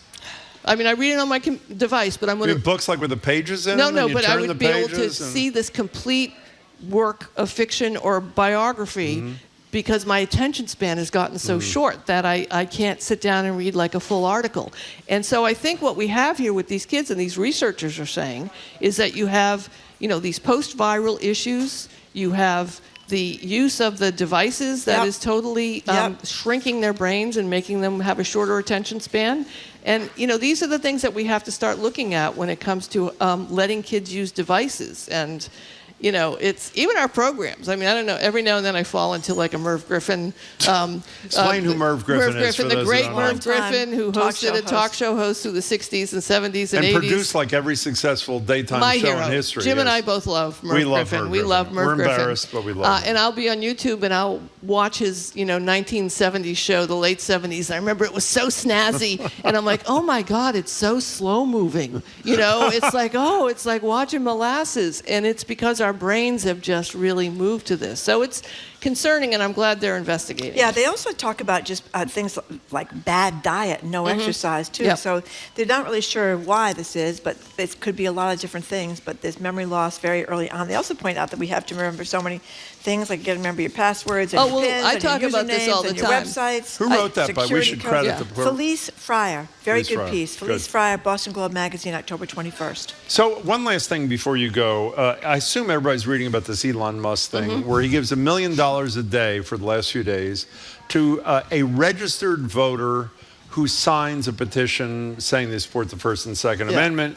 And the way he gets around the clear law that you can't pay somebody to register is you have to be registered already. It's not $1 million allegedly to register. It's $1 million for a registered person to sign this petition. I would say there's a maybe 60-40 split in terms of 60% think it's illegal, 40% is not. A couple of Congress people wrote a letter to Merrick Garland, and my sense is this is like everything with Merrick Garland. He waited years to prosecute Trump, which is why we're in this mess. So if he finds out, if he determines that Musk broke the law, is he going to make the determination after November 5th when there's no consequence? Does Elon Musk worry about paying a fine? Elon Musk doesn't worry about paying a fine, and Elon Musk is on the envelope here as to whether it's legal or illegal. There's tons of rules about lotteries and contests. They say it here when they say, you don't need a donation to enter to win because it's against the law. What Musk is doing is saying you have to be a registered voter to enter, so that would incentivize you. You think, great, incentivize you to register to vote, except it's illegal because you're entering a contest to win $1 million. And Merrick Garland, I don't know, Jim, I think for 2 years I said to you, he's doing his job, let him do his job, he's doing his job, and you're wrong. I was wrong again. Yeah. Well, as many people far more astute than we have said, he would have been a fine Supreme Court justice if he had not been screwed by Mitch McConnell. He is not a fine attorney general. No, and again, too cautious. To whatever. Yep, the election will be over, and Elon Musk. If I guarantee you, though, if Kamala Harris wins, Elon Musk is going to try and be her new best friend. Well, I think that would probably be the case. By the way, before you go, an anonymous texter says, I saw an article in the Globe yesterday about coyotes. I was disappointed that Sue was not mentioned. Yeah, I'm busy fighting mice right now. In your house? In my house, yes. That's horrible. Yeah, God, the animal and like kingdom. every 4 years, you get like a really, really aggressive strain of mice, and these guys are. It is like the Nutcracker, scene underneath the Christmas tree every night. And my dog Maud just sits there and looks at him. She can't see a squirrel outside without going after it, or a rat that's running. But there's a mouse in the house. She's like, oh, he's got a little vest and a monocle and a cane. How cute! Monocle, another word no one's used in 30 years. Sue, it's great to see you. Sue O'Connell, thank you very much. Appreciate it. Sue O'Connell. We have been speaking with Sue O'Connell, who's a commentator on NBC 10 Boston, co-host with Corey Smith of NBC 10 Boston's At Issue, which you can see every Sunday at 11:30, right after Meet the Press. That's on Channel 10 on most local stations. She is also co-publisher. That would be Sue O'Connell of Bay Windows and South End News.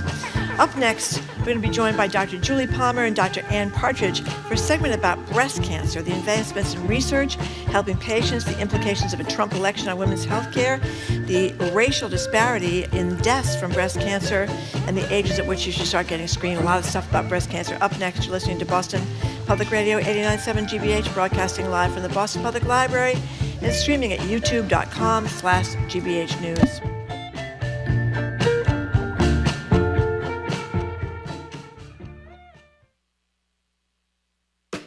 I'm Jared Bowen. Today on The Culture Show, we're continuing our series Countdown to 2026. Historian Catherine Allgore leads the way with a look at the people, the culture, the events leading up to the American Revolution, and what Boston was like on the brink of historic change. On this month's episode, we're focusing on slavery in Massachusetts and how entwined in life it was. That and more on The Culture Show today at 2 on 89.7 GBH. Our programs are made possible thanks to you. And Atlantic Design Center by Eldridge Lumber and Hardware, committed to helping you achieve your vision for a new kitchen or bathroom and guiding you from design to completion, with showrooms in York and Portland, Maine. AtlanticDesignCTR.com. And the University of New England, offering undergraduate and graduate programs in Portland, Maine, on the ocean in Biddeford, Maine, in Morocco, and online. The University of New England, une.edu.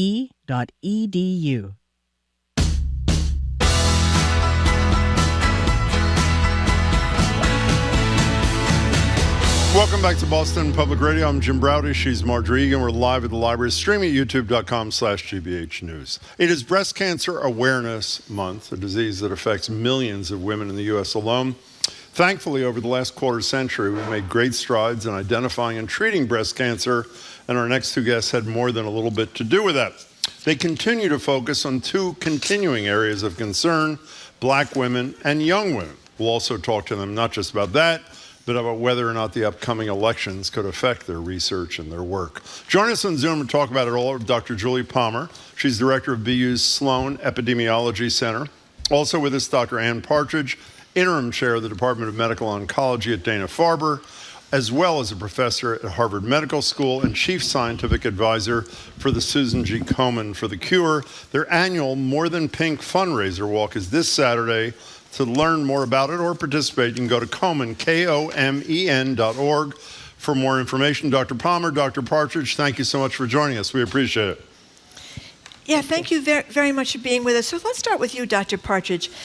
You talked a lot about age and breast cancer. Tell us what you found. So when we've looked and what the recent report from the American Cancer Society showed us is that for young breast cancer patients, they have a harder time when they're diagnosed, both from a medical standpoint, they're higher risk in terms of the disease they develop, and it's a harder disease to fight on average, and emotionally. And what the ACS report told us recently is that their numbers, unfortunately, are going up, both in terms of absolute numbers. There are more young women in our society and therefore more at risk to get breast cancer, and the proportion for any given 100,000 young women, meaning women 50 and under, in particular under 40, they are increasing more so than the rates of breast cancer are increasing in the general population. Why are their numbers going up, Dr. Partridge? So it's a great question, and Dr. Palmer studies this more than I do, but I'm more about the treatment. But I can tell you that we all have ideas, and some of it has to do with, some of the data speaks to, it's maybe in part about exposure over a lifetime to hormones, and particularly as women are getting older when they have their first baby, the older one is, the less protection she's going to get from having a pregnancy, because historically, if you have a baby before age 30, you are at lower risk of breast cancer over a lifetime. But if you wait till after 30, which of course we're doing for lots of very good societal reasons for women, then there is a slightly increased risk in the short term, and you don't get that protective effect. So we think that, along with other lifestyle issues, may be a big part. You know, one thing before we go to Dr. Palmer, what about breastfeeding? Does that matter in terms of breast cancer prevention? Absolutely. Breastfeeding is associated with reduced risk over a lifetime. But remember that the vast majority of risk a woman faces of breast cancer is in the postmenopausal years. Okay. And so when we think about the risk factors for premenopausal or young onset breast cancer, we're getting there, but we don't have as good a data around the very young and understanding in our society, because every time we get good data, it's from 20 years ago. And so we have to keep playing a little bit of catch up to understanding how today's women, why they're getting breast cancer, and particularly the younger ones, more commonly. So Dr. Julie Palmer, describe to us what the Black Women's Health Study is and the reasons for its birth, I guess, in the 90s. Why did it come about? Sure. The Black Women's Health Study was started in 1995, so this spring it'll be 30 years old. My colleague, Dr. Lynn Rosenberg, and I were aware of how there was almost no research being done on the health of Black women, especially regarding reproductive diseases and breast cancer. So the National Cancer Institute was willing to fund this study, and the study there are 59,000 Black women from across the country who agreed to be in the study and have continued to complete questionnaires every 2 years since they entered in 1995. They're free-living people. They answer questions about their health, about medications, physical activity, all sorts of things. They've given blood samples, saliva samples. And so over the years, as free-living people develop diseases or don't develop diseases, it's a resource for really learning about risk factors for disease, and now also for outcomes after people have developed cancer or other diseases. Incredibly committed group of women who have been in this study, and could not be done without that commitment. There's so many Black women out there who are willing to be in research and have moved this along so much. You know, Dr. Palmer, in a minute, we want you to update us on what the current status of your research is vis-a-vis Black women, particularly as compared to the incidence of breast cancer with white women. We have Michael Curry from the NAACP and League of Community Health Centers on our show regularly. He was the impetus behind what is now called the Health Equity Compact, which is 80 leaders of color. I think 80 is the most recent number in the healthcare industry. They're dealing with issues like this. And one of the things he told us is repeatedly is when Black people in this country were excluded for decades and decades from clinical studies, when there was finally a focus on including them, like you did in the mid-90s, there was great reluctance because of the lack of trust they understandably had in the system. Did you encounter that when you were trying to sign up those 59,000 people? Well, it's a little hard to tell because we, after piloting different ways of enrolling people, we ended up doing a blind mailing to women who were subscribers to Essence magazine. The response rate was what we expected.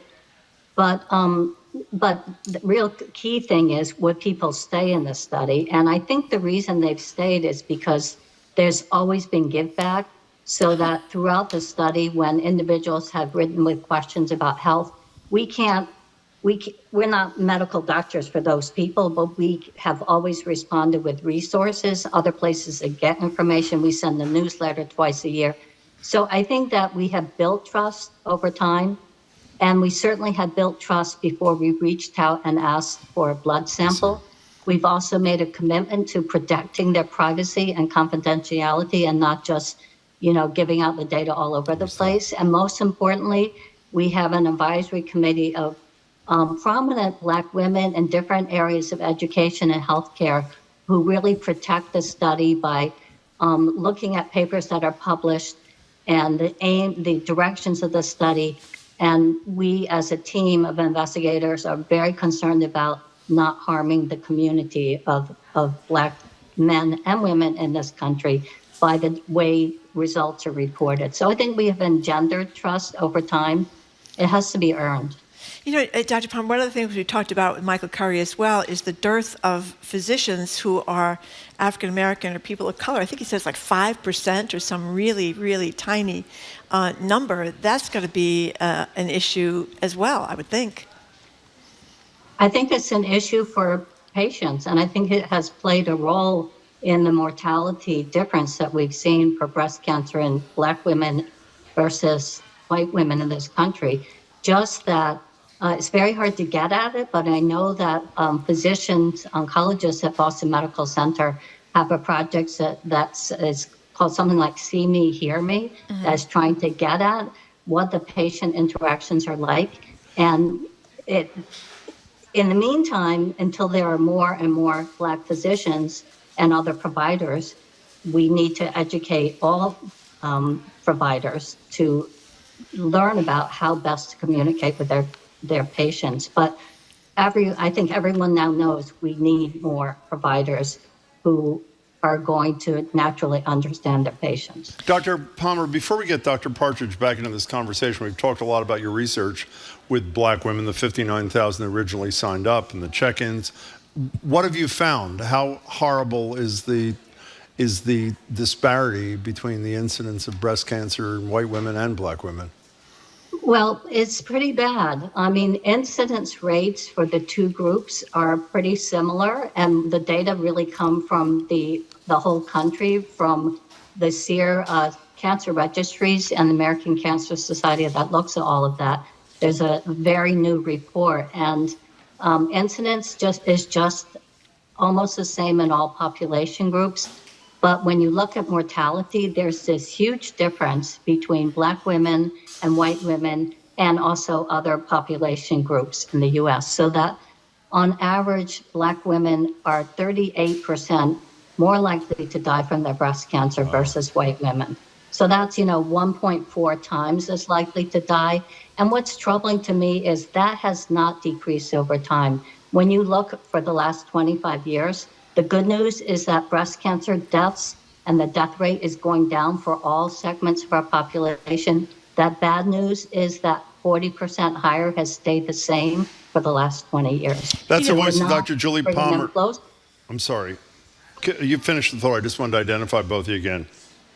No, I finished. Thanks. From BU, among other places, and Dr. Ann Partridge from Dana-Farber and Harvard Medical School, in addition to other places. Just so we get back to Dr. Partridge in a second, but I just want to ask Dr. Palmer about what I read is Massachusetts does slightly better than a lot of other places, and I'm wondering if the mortality rate, or if you know yet, has to do with treatment, or does it have to do with the underlying issues, like a lot of people of color growing up in neighborhoods with a lot of pollution and a lot of stress and all those kinds of things. Do you know what it is that makes up for that huge 38% difference?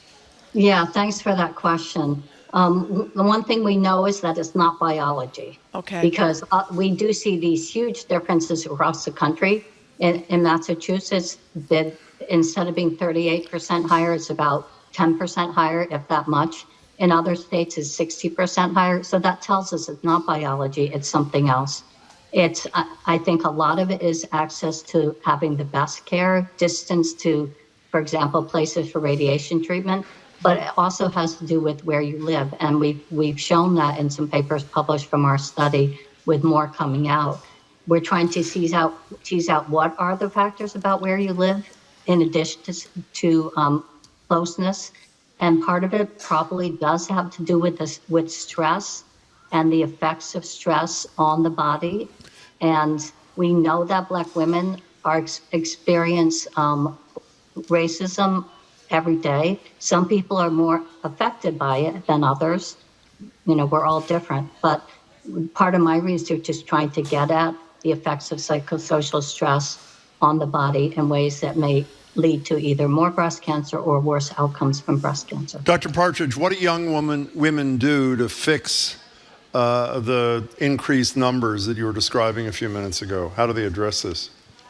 Well, I think young women, first and foremost, need to be aware that young women can and do get breast cancer. While it's not a common disease, women need to know that it can happen, and no one should be told you're too young to get this. And so a lump or a bump or some other concerning symptom of the breast or underarm, a woman should report that promptly to her care team and ideally undergo, short follow-up and or evaluation. That's first and foremost. I think the second thing is, and I'm going to take something of what Julie said, Dr. Palmer said, is women need to advocate for themselves. And when they seek care, they need to be in a place where they can look around and feel that their care team understands them and can listen to their needs and be a part of navigating them through what can be a difficult journey for a young person. And that includes not only helping them to manage the treatment of the cancer, but manage their ecosystem with them and what includes the stresses in their lives, the financial toxicity that they may face. We talk a lot about that, and where a person lives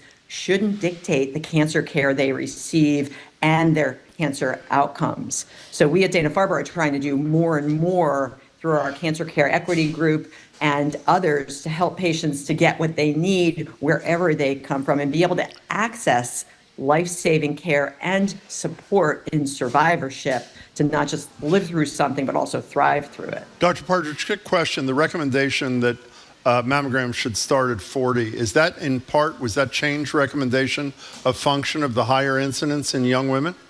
Yeah, absolutely. So it's kind of swung back and forth over the years. And mammograms are a good tool. They're not a perfect tool. But the reason that it has recently changed from our U.S. Preventative Services Task Force is to understand that there are populations that are kind of losing out, not just on the treatment points and access to care, but on the screening, which also plays a large part in our ability to detect breast cancer early. It's not perfect, but it's better than anything than not doing screening. And so, yes, they've moved to 40 and over for breast cancer screening for the general population, in part to mitigate some of the disparities in access to screening that have traditionally not worked quite as well for all populations. And we know that because young African-American women and now increasingly young women of Asia Pacific descent are having larger numbers of diagnosis of breast cancer, we want to help them to catch it early. And so we're going to support them to be screened in that earlier stage, along with all women, because there is an improvement. It's just understanding kind of the what's worth it from a societal standpoint for false positives, which can happen, which means people getting a biopsy or an extra imaging when it's negative, meaning there is no cancer there. So it's a little tricky, but I would say I think it's a good move to allow doctors and patients to make decisions together about when to start screening, and a little earlier is probably the right place for a number of populations. You know, I've also been reading a lot about the dense breast diagnosis that you often get when you have a mammogram, if you have dense breasts, obviously, but you don't really know what to do with it, and you may be discouraged from doing anything because further testing is more expensive. So what about the dense breast issue, Dr. Partridge? Yeah, the dense breast issue, we're now mandated to tell people, our radiologists are supposed to tell people when they see dense breasts. The problem is that here's where we don't have good evidence for what to do for them yet. Yep. So we offer tests, extra tests, like we do mammograms, of course, but we offer, and they see the density on the mammogram, but we offer things like ultrasounds and MRIs, which, as you noted, increase the test and increase the cost and increase the burden to the patient and may increase the likelihood of additional testing without clear evidence that it's going to help a given person and or a population. That's kind of where we are right now. The good news is that there is a lot of research going on to try and better understand for whom these tests may benefit and how to kind of bring them to the patients so that they are, the best bang for the buck for any given individual and population. But we're not in a great place just now. So I think for anyone listening who has dense breasts, I think it's a discussion with your clinician when you hear about that. And if an extra test is warranted, then ideally go for it, but you have to kind of consider the results, and hopefully they won't find anything. If they do, obviously you follow up on that. So we only have a couple of minutes left, but I wanted to ask you, because this has driven me nuts for years. This event this weekend is called the More Than Pink fundraiser, which I'm really glad about, because I'm one of many women in America who've been driven insane by this pink, by this during breast cancer. It's so infantilizing, if that's the right word, of breast cancer. So why are we now more than pink? Let's start with you, Dr. Palmer.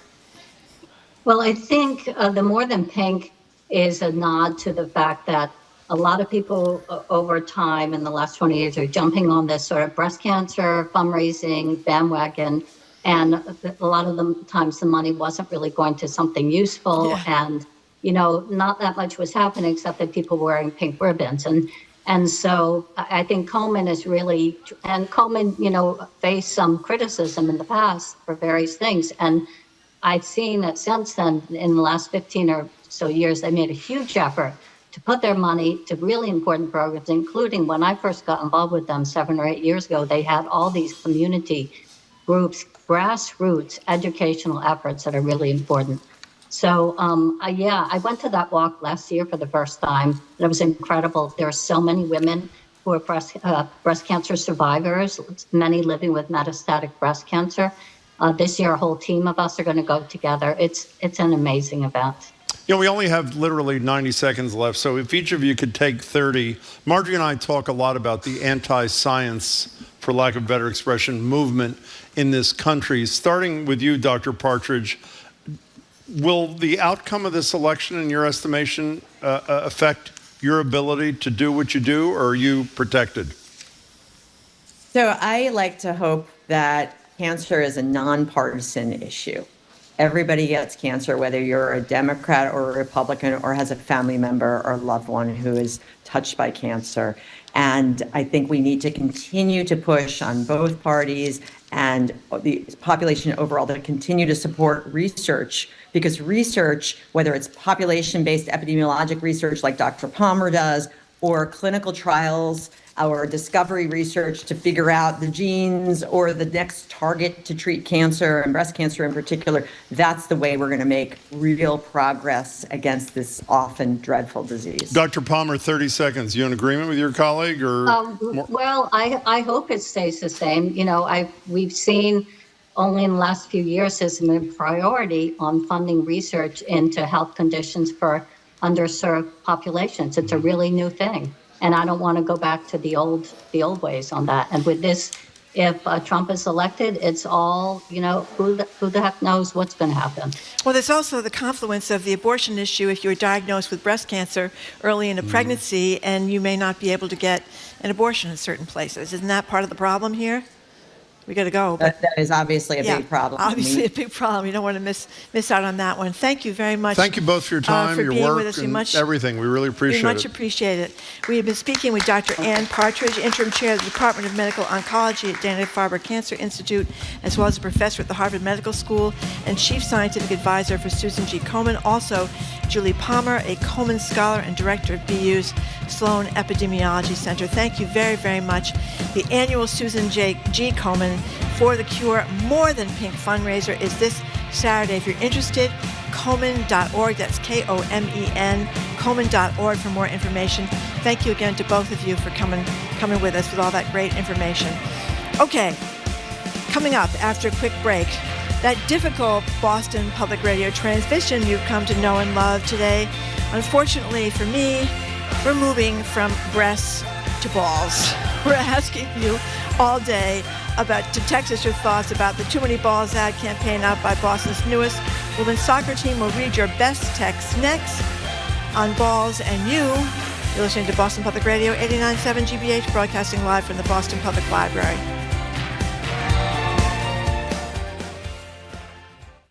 Covering election 2024. Supporters and opponents of the state's 5 ballot questions are out in full force. The 5 questions cover standardized testing as a high school graduation requirement, increasing the minimum wage for tip workers, auditing the state legislature, unionizing rideshare drivers, and regulating access to certain psychedelic substances. It is very straightforward. In each case, yes means let's make a change, and no means let's keep things the way they are. GBH 89.7. Online at gbhnews.org. Support for our programs comes from you. And Revision Energy. Sunbug Solar is now part of Revision Energy, a solar installer committed to being a renewable energy partner for New England and working to fight climate change. Learn more at sunbugsolar.com. And Community Servings, for 34 years providing medically tailored meals to thousands of people across a growing geography in Massachusetts who are experiencing diet-related illness and nutrition insecurity. Learn more at servings.org.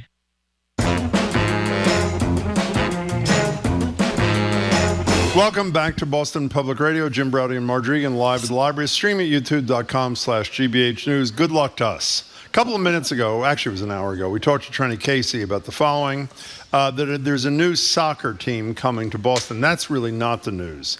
But for the new NWSL Boston team, the launch of their team name, BOS Nation FC, accompanied with a social media campaign, I guess you could say highlighting the estrogen surge in Boston sports, was a bit deflating.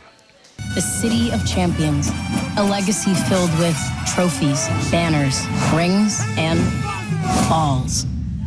Old balls, new balls, steel balls, cold balls, even goat balls.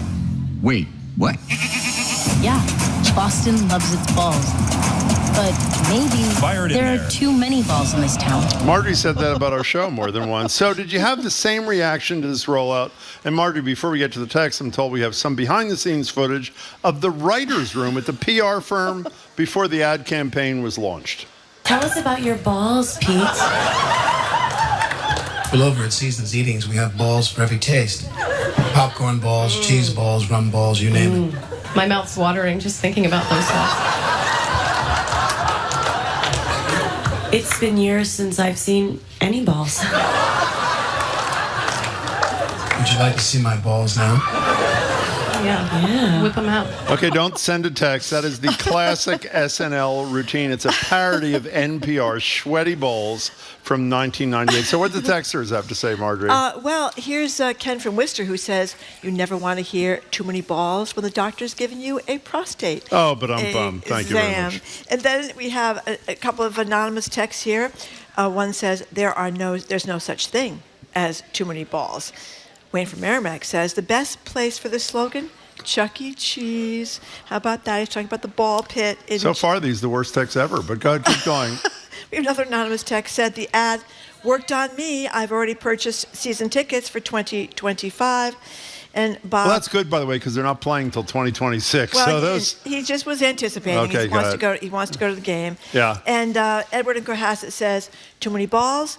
Apparently in any shower with Arnold Palmer. Oh my God, those were atrocious. Thank you for all of them. By the way, I know everybody's had the same thought. Can you imagine being in the room at the PR firm, which is somewhere in South Boston, where they thought this was a good idea? And by the way, the goat balls, you know what that's about? That obviously. was Tom Brady. Tom Brady, yeah obviously. Great. Yeah. That sounded like Tom Brady's voice. It was Tom Brady's voice. He's part of the ad. So he's involved in this too. Yeah, but I don't think you can blame him, by the way. Yeah. I think it was a bad idea. And as we said earlier, to the credit of the leaders of this team, they got a lot of blowback. Immediately, they said that they made a mistake, they apologized, and they pulled the thing, which is what you're supposed to do when you make a mistake. Well, it's not even just that. As I mentioned before when Trenni was here, I saw this ad when I was driving down the expressway, and of course I was going like 5 miles an hour, so I had plenty of time to look at the ad. Big, huge black billboard there with the big green letters about too many balls.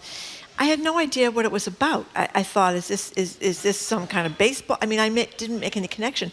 So the worst thing is to spend a lot of money on an ad, and no one knows somebody what it's for. knows what it's for. I mean, that happens quite a bit. So it? is there a message in this, by the way? I mean, Sweaty Balls is one of the best routines ever on Saturday Night Live. Did we say it was Alec Baldwin? We didn't, but it was Alec Baldwin. It was brilliant. And by the way, as I said, if you didn't, it was making fun of National Public Radio, by the way, and I think they really nailed us, don't you think? I do think Jim. They absolutely did. Yes, Thank absolutely. You. Do you have anything else you want to say? I have nothing else I want to say, but I should say we hope this does not take away from the success of the women's soccer team, about which we're very excited. They're going to be playing over in Dorchester, right? They are. Well, Frank, at White Stadium. By the way, can I say one more thing about women's sports that I meant to say to Trenni, which is unrelated to this, except it's women's sports? I watched almost the whole final, the Game 5 we talked about with Trenni of the WNBA. No Angel Reese, no Caitlin Clark, but because of the two of them, I was drawn in, and I think that's a good thing going forward, No balls either. No balls. No balls. Okay. Thank you that's very it. much for your text. Coming Well, up I after... wouldn't go that far. No. I thought some of them were pretty horrible. cute. Absolutely horrible. You don't think so? Horrible. I don't think so. I like them. Okay. Coming up after the 1 o'clock news, CNN's John King is going to zoom in and talk about the election. A lot of his reporting on the scene this week in Michigan, which of course is a very tight... If you're a GBH sustainer and you received a new bank or credit card in the mail recently, there's an easy way to update your information. Just visit gbh.org/update and keep your membership up to date. That's gbh.org/update. Support for GBH comes from you. And Cogita, committed to helping guide students and families to acceptance at their desired fit schools through holistic and humanistic approaches. More about their services and consultations at cogitaed.com. And Boston Children's Hospital, ranked the #1 pediatric hospital in the world by Newsweek. Boston Children's, where the world comes for answers. bostonchildrens.org/answers. Trusted. Local. News. You're listening to 89.7 WGBH, HD1 Boston. What he considers to be a person, the magic wall. I'm Marjorie Egan. Then we close out our show with you asking, where's the line on those drawn-out, emotional goodbye hugs at the airport? When do they shift from cute and sentimental to an annoyance to something creepy? A New Zealand airport says 3 minutes is the max. Jim says 3 seconds. We'll open phone and text lines to hear what you think. What's a good hug, a bad hug, and do we ever really need to hug? All that ahead, Boston Public Radio, 89.7 GBH.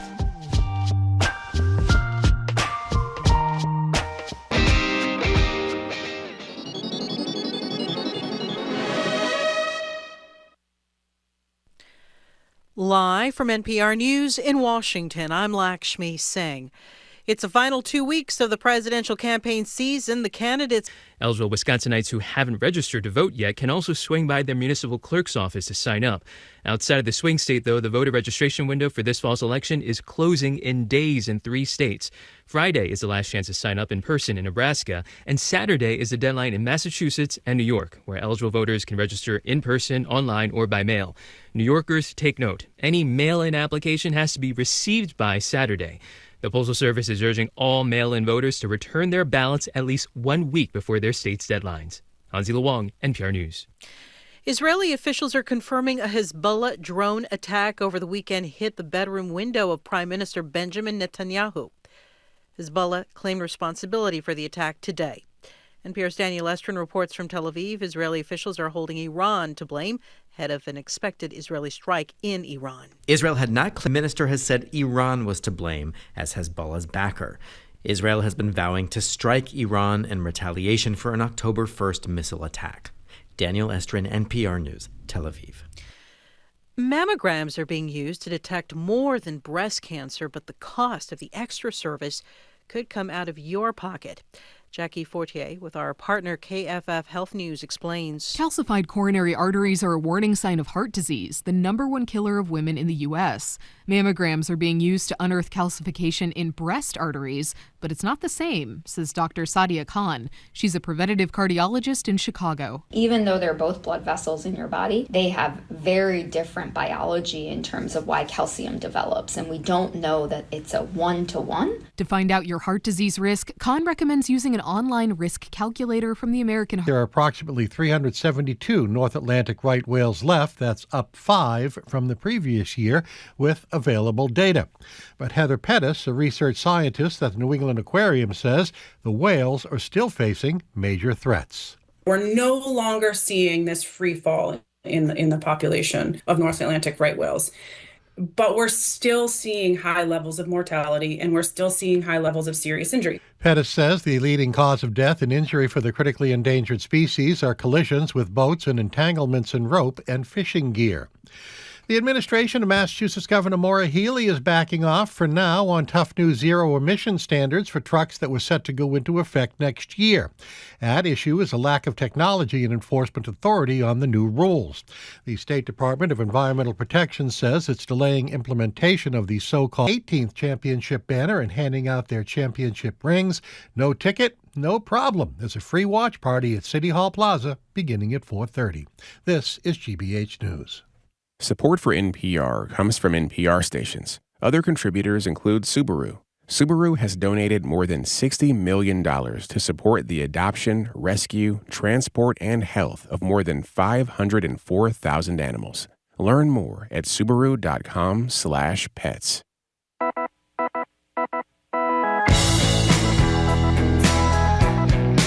Hey, it's Jim Browdy. I am Marjorie Egan. Welcome to hour number 3 of Boston Public Radio. We are broadcasting live from the Boston Public Library, as we do every Tuesday, Wednesday, thank you, and Friday.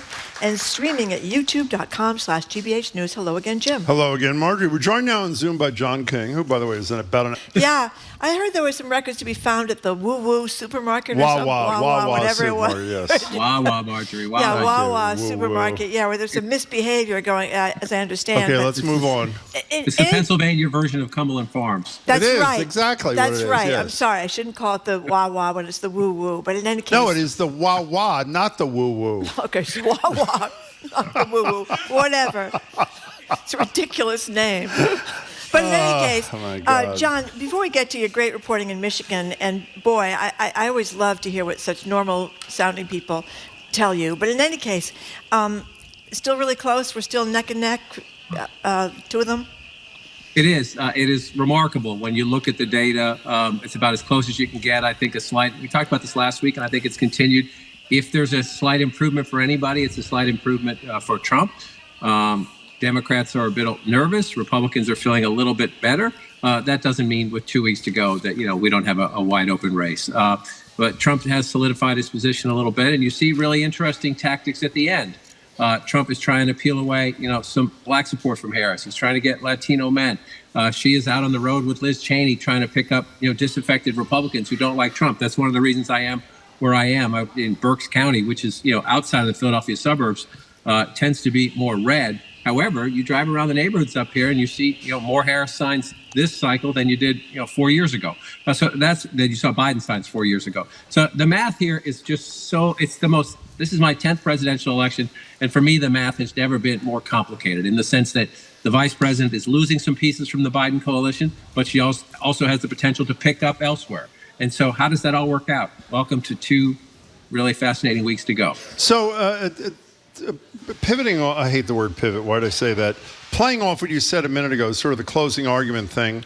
Describe to me how Donald Trump benefits from talking for 12 minutes about Arnold Palmer's genitalia, disparaging the intelligence of Kamala Harris, as he intentionally mispronounces her name, saying she's stupid, she's SH blank T vice president. Where does that help him in this these closing 2 weeks, John King? I don't think it helps him much. There are some Republicans and even some Republicans who don't really like Trump, but Trump people who say the macho talk, locker room talk, call it what you will, it's offensive, but that it helps you somehow with the bros, with the guys. Okay, maybe. Hopefully we've moved into the 21st century. But I will say this, Jim, Donald Trump on the stump is not a disciplined candidate. Okay, that's not breaking news. Donald Trump's advertising campaigns, though, whether it's the stuff you see on TV or whether it's the digital stuff, the social media stuff, there are a lot of Democrats and Republicans who think it's effective. Number one, they're using the ad about Kamala Harris' past statements about transgender surgery, taxpayer funding, to push her way left. And number two, her comment on The View when she was asked what she would do differently from Joe Biden, and she said nothing really. She has since tried to change that statement, but in an election that is dominated by voters who want change, Republicans are doing handstands over that because they think it helped Trump pick up some momentum. Can I ask a question that I am guessing that, Marjorie has asked on this show, but maybe not to you. Why can't she, without obviously trashing her boss, the President of the United States, Joe Biden, why can't they sit down in a room and say, Mr. President, to win this campaign, I've got to create some space from us on X, Y, and Z. Gaza. I'm doing it respectfully, whatever it is, whatever they decide matters. The only things I've heard her say are, later in The View, she said, I'll have a Republican in my cabinet, which I didn't think did much. And the other day, she said, well, it won't be a second term for Joe Biden. Why can't she go further, John King? I think it's a great question. Part of this is, again, she has done remarkably well, given that she just became the nominee in July. She's made this a much more competitive race than it was with President Biden in the race after his disastrous debate with Donald Trump. But she's also sort of plateaued, if you will, and maybe lost a little bit. I would say plateaued right now. Look, she does not have a lot of experience at this level, right? When she was running in California, it's a Democratic state. They're not competitive elections. So there is an experience on the campaign trail issue that I think is coming to fore. And her team has to find a better way to deal with that question. She did in the Fox News interview with Bret Baier. She did say it wouldn't be a third Joe Biden term. that of course she's different, that she's a different generation, but she didn't give specifics. Remember back, they used to beat up, George H.W. Bush himself said the vision thing. Remember back in those campaigns a long, long time ago? There are a lot of Democrats who say that, she needs to, who is she? Who is she? When push comes to shove, when you have a really hard decision to make, who are you? What guides you? Not that you're a Democrat, not that you were a senator, not that you were an attorney general, but how does your gut and your heart work? That she hasn't done that they don't think she's done that. And that voters who, you meet a lot of voters, Jim and Marjorie, who don't want to vote for Donald Trump, but they don't know if she's a president. Now, is some of that sexism? Sure. But is some of that legitimate question? I don't know my vice president. Is she up to the job at this crazy time in the world, this crazy time economically? That's, people ask that question and they're trying to sort of peel back the curtain. Who is she? She's got 2 weeks, but I think she's trying to do a lot, right? She's trying to disqualify Trump and she's trying to introduce herself. I'm not at all, it's a huge challenge with such short amount of time to do it. But there are a lot of Democrats getting a little nervous. Are they bedwetting? It's a technical term sometime in the Democratic Party. I don't know the answer to that. But I could just tell you, all the data tells you, and I can tell you from my travels, it just feels incredibly close. Well, you were out in Michigan talking to a lot of auto workers, and let's start with Joseph Knowles, a guy who's just been laid off, and a black guy, always been a Democrat. But what did he tell you? Well, we have a little sound. Let's play a little sound. We do have the sound. We have Knowles explaining why he plans to vote for Trump despite UAW leadership endorsement of Harris. Here he is. And at this point now, I'm desperate. So I'm willing to try anything right now to make sure that I can fulfill my responsibility and to take care of my wife and kids. That's all I care about. I thought the Democratic Party was for the working class, people, the average Joe like me. That's what I thought. Yeah, he's been laid off and he's mad about, tell us what he's mad about. Well, you see this generational gap, right? Older labor union members tend to go with the leadership and they tend to vote on labor policies, right? Who's the president? Who's the party that would support your right to organize? Who's the party that's pushing to raise the minimum wage? Who's the party, working on health care issues that benefit the working class, especially people in labor unions? Well, that's the Democrats. And Joe Biden is the most pro-union president in my lifetime. And Kamala Harris is his vice president and promises, that's one area she promises continuity. So the leadership of unions and older people in unions tend to be for the Democrats. You do find younger people like Joseph Knowles. Now, he was at a Trump rally before he was told he was going to be laid off. There were rumors of the layoffs, but he was going that way anyway, looking for something different, looking outside the box, looking to not follow the institution. The labor president, your union president says vote one way, you're kind of contrarian, you go the other way. Now, when I met with him, and you have to have empathy for him, he was just laid off. They thought it was going to be temporary. Now they say it's indefinite. He's got 4 sons, and when I was with him last week, he said he hadn't figured out how to tell his sons yet. Maybe he has by now, but he hadn't. I remember this growing up when my dad, was had health issues and was not working for a long time. That's a hard thing to do, to talk to your kids about how life is going to change. That there wasn't much money to begin with, there's going to be less now. So he's having a really hard time, and so he says his mother's mad at him, his aunt's mad at him, his sisters are mad at him because they've always been Democrats and they think he should stay Democrat. But he was going there anyway, and then when he lost his job, he believes Trump will create more jobs. Now, I will say this, the facts tell you there are more auto manufacturing jobs in the United States today than at any point during the Trump presidency. There is a debate about, did the Biden administration push for electric vehicles? Is the auto industry responding? Are people buying the cars? It's a perfectly legitimate debate long term. But as of today, there are more auto jobs than at any point during the Trump presidency. But Trump says the industry is devastated. And you meet people out there who think that the EV mandates, the clean energy policies of the Biden administration are somehow hurting their jobs. Now, Joseph Knowles also said that he thinks immigrants are a threat to take his job. Illegal immigrants, undocumented, are a threat to take his job. And he agrees with Trump, where if you came into the country illegally, round them up and throw them out. So, again, we were talking earlier, people know what Trump is for. You may not like it, but Trump is going to close the border and cut your taxes, right? And talk about Arnold Palmer in the shower. I do think there's a challenge there for Harris. What are her bullet points, right? What are Harris's 2 bullet points next to Trump's close the border, cut your taxes?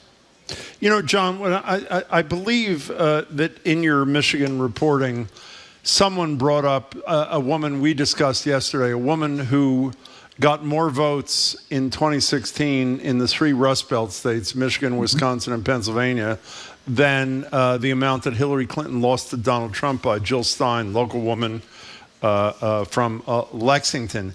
Is there potential for Stein to be the factor in 2024, in my opinion, helping to elect Donald Trump in 2016, as she was in 2016?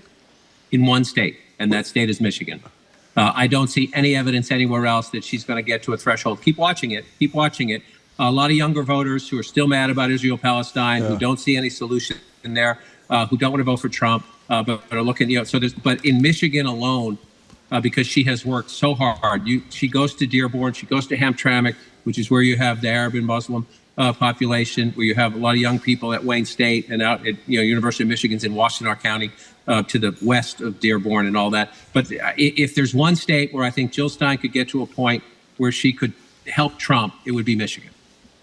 We're talking to John King, who is in Reading, Pennsylvania. And I can't help pointing out one of her big issues was climate, and she seems to have abandoned that one to be talking about Gaza all the time. And that's why I'm saying I don't know why, as you said before, why Harris can't be a little bit further apart from Biden on Gaza, especially from Michigan, because it's a swing state. I mean, is that outrageous? Well, one must assume she's concerned about voters who care about Israel as their number one issue. I don't know that, but I assume. But I think a lot of people care about both. I agree with you. They support Israel's right to defend. But isn't that what she was trying to do in that speech at the Democratic National Committee, is to appeal to both concerns? We're talking to John King. Okay, so the civility issue, I guess did you touch upon that? I touched, yeah, I did, we did. I mean, none of this stuff matters, I think, that Trump says, even though he's going after his enemies, and they include, they have the military go after his enemies, Nancy Pelosi and Adam Schiff included in there, the thing he said about Arnold Palmer. These things just don't register or matter, we presume. They do with some people. Again, this is the complicated math, right? If you're picking up with black men and Latino men, again, there's not going to be overwhelming black male support for Donald Trump. There's not going to be overwhelming Latino male support for Donald Trump. The question is, can he move the margins just a little bit, right? In states that were won by 20,000 votes or 11,000 votes, like a Nevada, like an Arizona, like a Georgia, like a Michigan, Wisconsin, and even Pennsylvania, which I think was 80,000 votes last time. You're trying to move within the margins.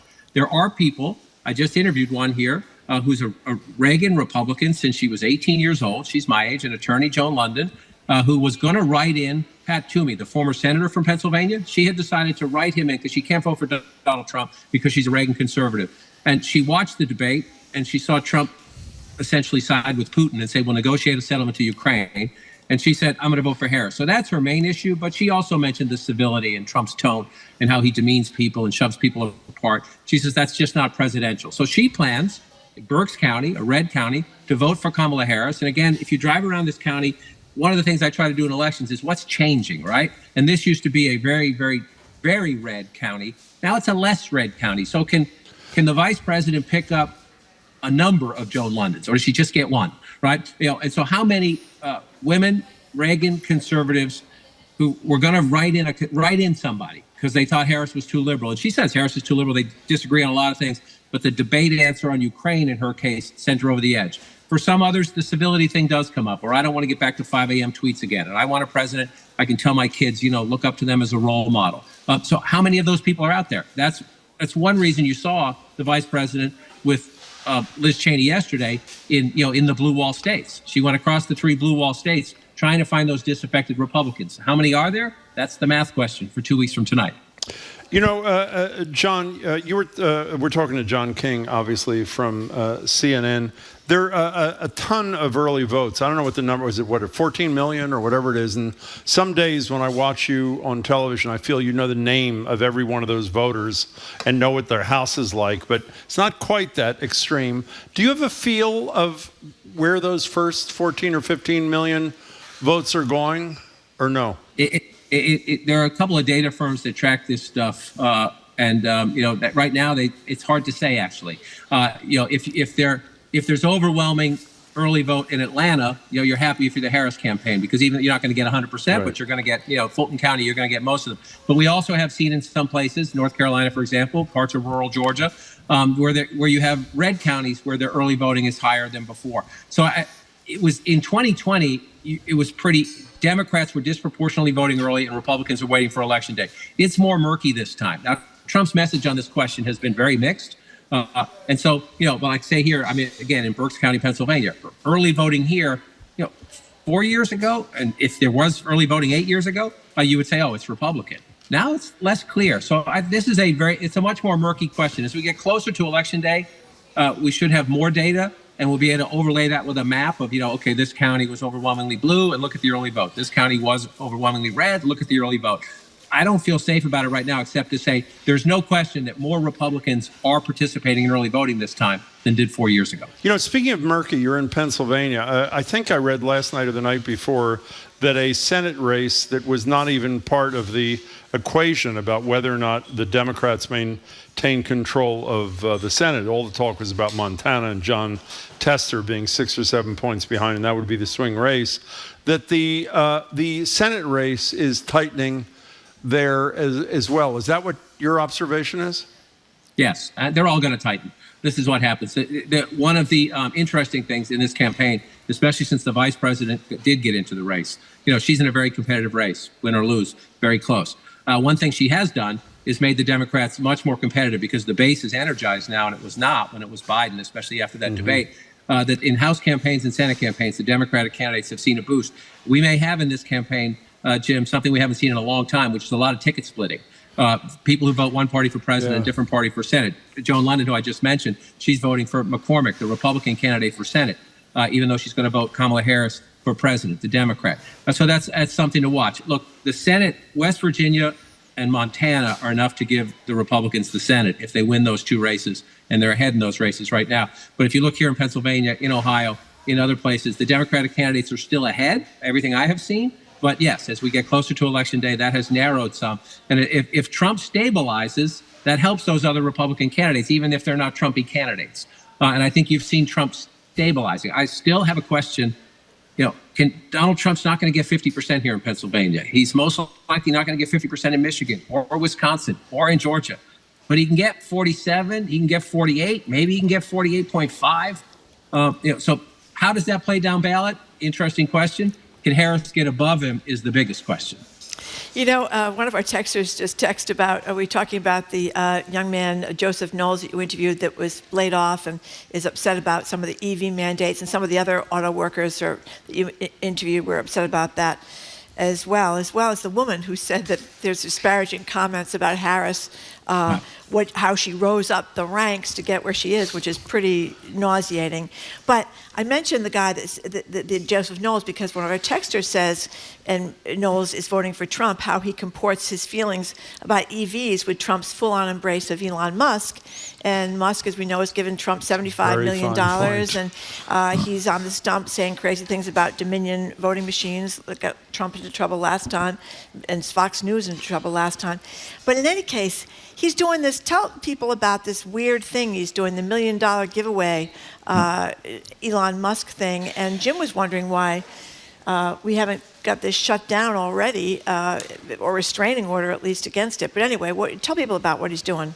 Well, he's trying to get people to register to vote. And he has this, I don't know all the details, but it's like essentially $1 million lottery to do that, and paying people to register to vote. And a lot of people think that's illegal. We'll wait until the lawyers get into court. I will tell you that when you drive around here, and we saw the same thing in Michigan last week, but even more so here in Pennsylvania, there are a lot of billboards that say paid for by Elon Musk. They're Trump billboards, and Elon Musk has his name up there. So Elon Musk is enjoying this moment in the spotlight, and he clearly wants attention and credit for it. People out there might love him. People out there might the opposite of love him. I won't use those words in the lunch hour. But he is omnipresent in this campaign. You're right. I think that if the Democrats think that's illegal, I think part of the question is, are you going to run to court about that when you're trying to litigate the last 2 weeks of the campaign? Yeah. Without a doubt, I think we're going to have a lot of lawyers involved in a lot of cases over the next couple of months, and that will be one of them. Speaking of next couple of months, I'm quite sure I'm right here. You are consciously preparing in almost all of your commentary that I see on CNN and with us, preparing people for the likelihood that the great likelihood there will not be an outcome on November 5th. And I assume you do that in the hopes that they will stop believing that if there's not a result on the night of November 5th, that doesn't mean what Donald Trump said 4 years ago, that the race was being stolen from him. You are doing that, correct? Correct. I think it's almost certain. We can always be surprised, but I think it is almost certain we will not know at Tuesday night or 2 a.m. Wednesday morning. We're not going to know. This race it's as close as it is right now, and the way states count votes, the way we saw what happened in 2020, they're doing it right. There's nothing nefarious happening, but I think it's going to take several days. I think last 2020 cycle was Saturday. Our smart people involved in all of this think maybe Thursday or Friday, but that's the pace of the count. That doesn't mean there won't be, lawsuits in between, people trying to slow the count or stop the count or running to court to try to get a stay when they don't like something. So I think, look, we went through this in 2020. The state and local election officials have more practice at counting early votes, mail-in votes, day of votes, but the lawyers also have more practice. And the Trump people waited until after, in most cases in 2020, to go to court. You're hearing that they're going to try to do it in the middle if they see things they don't like or if they're just trying to make a stink about something to raise doubts for later. So yes, I would say to everybody, be prepared for this to go several days. And if any candidate comes out at midnight and says, I won, stop the count, no, that's not the way it works. So there's a piece in USA Today Yes. about this guy, and if you whited out the name of the guy as you're reading the piece, it sounds like this guy is training for the heavyweight championship fight that is happening on the night of November 5th. The exercises he does, what food he takes in, that person is you, John King. And my favorite piece is a great piece. People should check it out in USA Today, all about John. My favorite piece is where I'm paraphrasing, is when you say you treat the magic wall as if it's a person. Can you elaborate on that a little bit for us, John King, please? It's my partner on election night. Sometimes I say thank you, and sometimes I mutter. It's a little weird sometimes. I get it, but it's a very important information tool to me, and it has proven to be incredibly helpful, I think, to our viewers on election nights to take them on the journey. So yes, I sometimes do talk to an inanimate object that is essentially a supercomputer. Yeah, that makes me weird. But I don't want to overstate the heavyweight championship stuff. You need stamina to do what I have to do on election week. And so I get up very early in the morning and go to the gym. I also have, my MS, and I try to keep my legs strong to get through that. But let's not overstate it. I also enjoy a cold beer every now and then. So I'm not perfect on the diet thing, but I try to, as you get closer to election day, I try to be a little bit more careful. But there's also long days when the beer at the end tastes really good. Well, you talk about something that Jim talks about all the time, because Jim's a little bit of a hypochondriac. He has a lot of. Appreciate it. He holds the Guinness Book of World Records in Massachusetts for a number of MRIs by a single patient. I was elected to the MRI Hall of Fame, by the way, on the first ballot. MRI Hall of Fame. Yes. But Jim talks about, even when he's dragging himself in when he doesn't feel well, adrenaline and what that means on like an election night, or even just doing a radio show. There's some truth. So in this age where people are questioning, the people who count the votes and the news media that reports the votes. Look, you guys, I tell you this every time I travel to New England, you guys are an institution. So people want you to come to work. And I know you wake up every day, even if you don't feel well, you come in because you have amazing listeners out there who rely on you, who trust you. Thank you, John.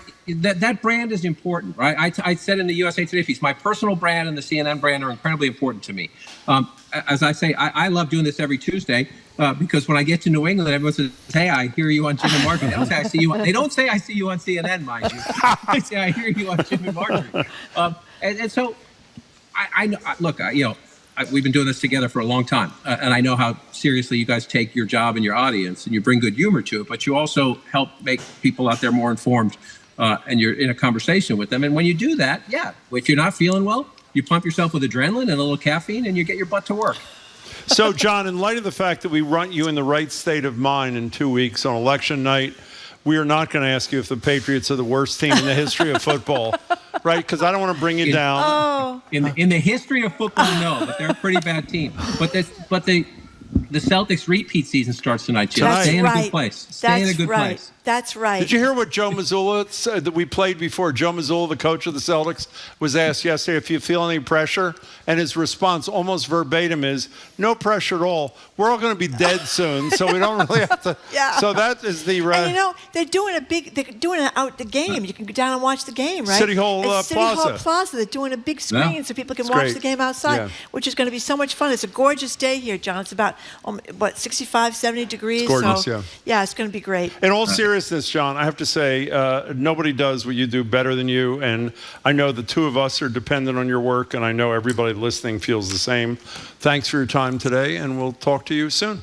Thank you very much, John King. See you later. Say hi in Pennsylvania. We have been speaking with John King, who's the chief national correspondent for CNN, doing this great reporting project called All Over the Map. Really is insightful. Yeah, it's the great. people he talked to at the auto workers, I mean, they were all over the map too.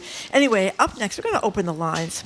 How long should a goodbye hug really be? In New Zealand, they've set a limit. The government has said you can only hug people for 3 minutes at the airport. 3 minutes is a long time, Well, Jim by the way. thinks 3 seconds is the way to That go. is a long 3 time. seconds, or maybe no hugs at all. But anyway, we're going to ask you up next about the hug and you. You're listening to Boston Public Radio, 89.7 GBH, live from the Boston Public Library and streaming at youtube.com/GBH News.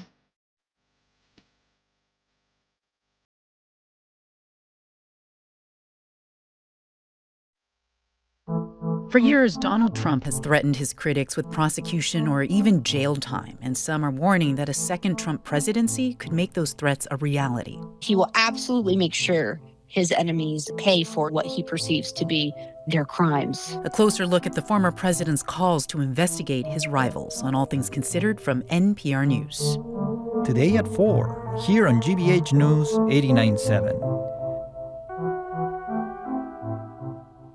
Our programs are made possible thanks to you. And the Office of the Massachusetts State Treasurer.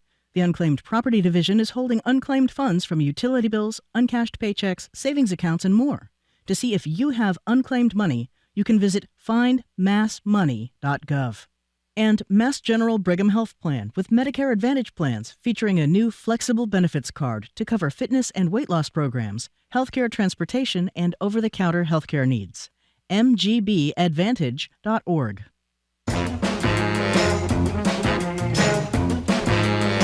Welcome back to Boston Public Radio. Marjorie Egan, Jim Browdy, live at the library. Streaming at youtube.com/GBH News. As Marjorie said, in New Zealand, if you're saying goodbye to a loved one at the airport, you've got 3 minutes to embrace, and then you're done.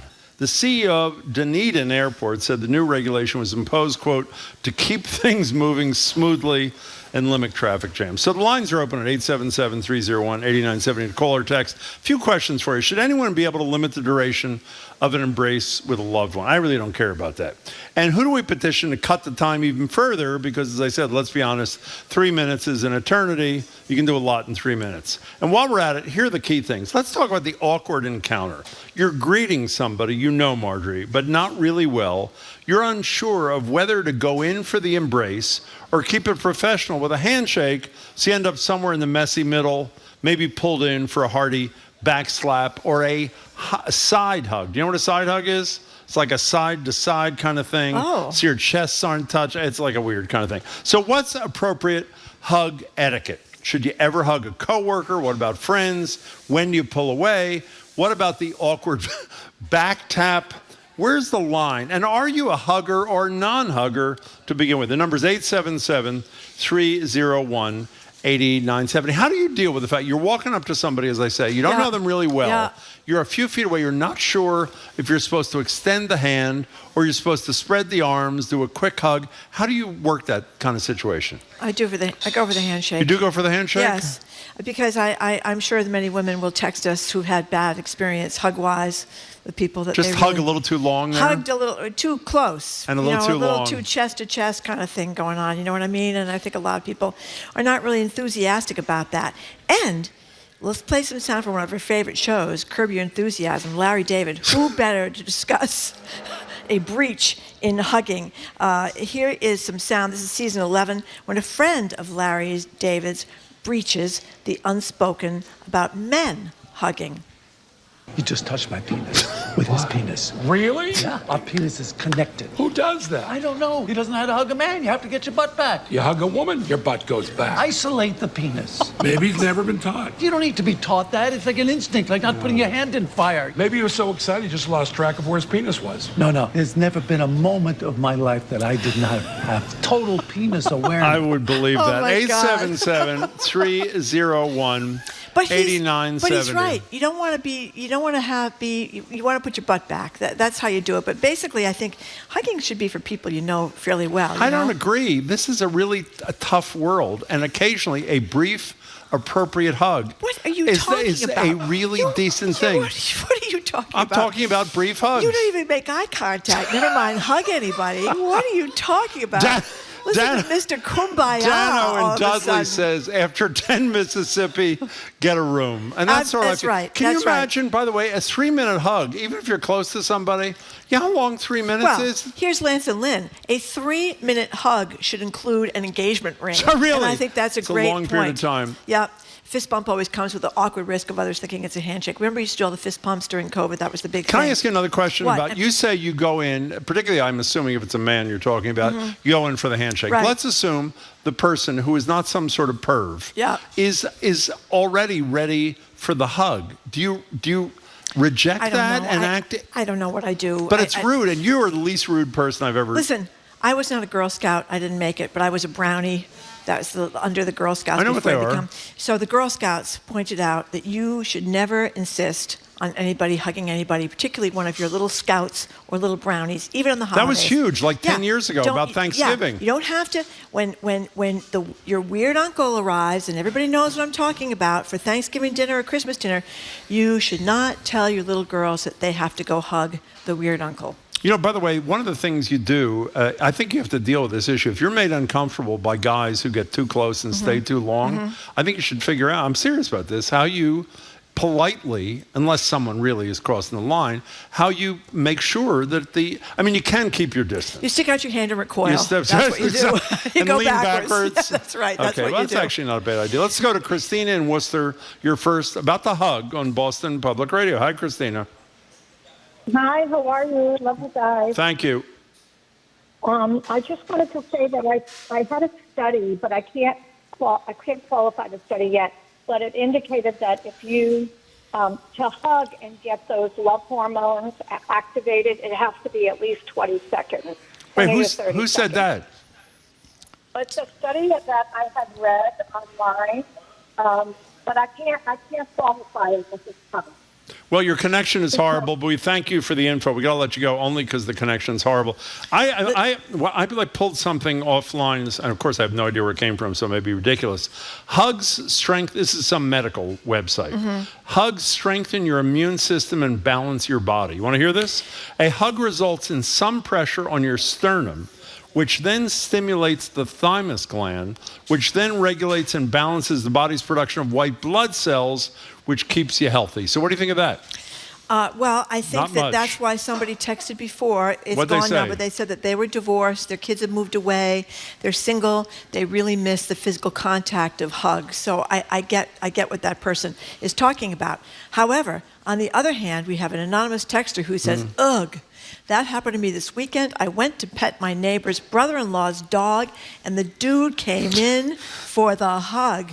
I mean, I know the guy, but still, what the heck? I only wanted to pet the dog. By the way, men have much more trouble. I mean, you talked about women being preyed upon by men. I know that happens a lot by over-anxious huggers. Yep. And for too long, men have this thing, are totally uncomfortable about any warmth with another man. I mean, it's horrible. Straight guys, I'm Listen talking to this about. one. What's that? Could have had sex and 2 beers in 3 minutes with the ex-wife. Well, that's true. 3 minutes. I mean, by the way, you know what we're going to do? I'm going to, as we continue our conversation, Yes. we're going to start timing 3 minutes right now. Okay. And tell you how long you're allowed to hug at that airport in New Zealand. Margot in New Hampshire, you're next. We're getting some very risque ones. Well, that's good. Okay. Margot in New Hampshire, you're next on Boston Public Radio. Welcome. Hi. Hey, how are you guys? Excellent. So I say when in doubt, don't. Exactly. But how do you do Yeah, that? and How do you do that? I'd say I don't want to hug you. Oh, well, that's pretty I direct. love you. Yeah, very good, Have you ever Margot. said? Wait, have you ever said that to anybody? Yeah. Yeah. I mean, are you kidding? We just went through COVID. And what does the person say when you say, I don't want to hug you? By the way, still 2 minutes and 20 seconds in that hug. Go ahead, Margot. Go ahead. 3 minutes is an abomination. It is. But tell me, what happened when you said to somebody, I don't want to hug you? What did they say? What are they going to say? They say, oh, okay. All right. I have a very short list of people that I want to hug or allow to hug me. And that's obvious. And I don't think we need to be hugging. So do you carry around like a little sheet of paper you hand to people and you say, if your name's not on this list, I'm not interested in the hug? Is that what you do? No, but I think that's a good idea. I think it's an excellent idea. I would do it, Margot. Thank you for the call. 1 minute and 40 seconds still left in that 3-minute hug at that airport in New Zealand. Listen to this. As a female minister, some men try to use the great female minister as a molest fest. Ick. And then listen to this one. I grew up in a Pennsylvania German family. We never hugged. Then I married into an Italian family. Oi, culture shock. And then you don't want all the kissing. You don't want to generalize too much, but we just did. Yeah, the Irish aren't big on hugging either, Jim.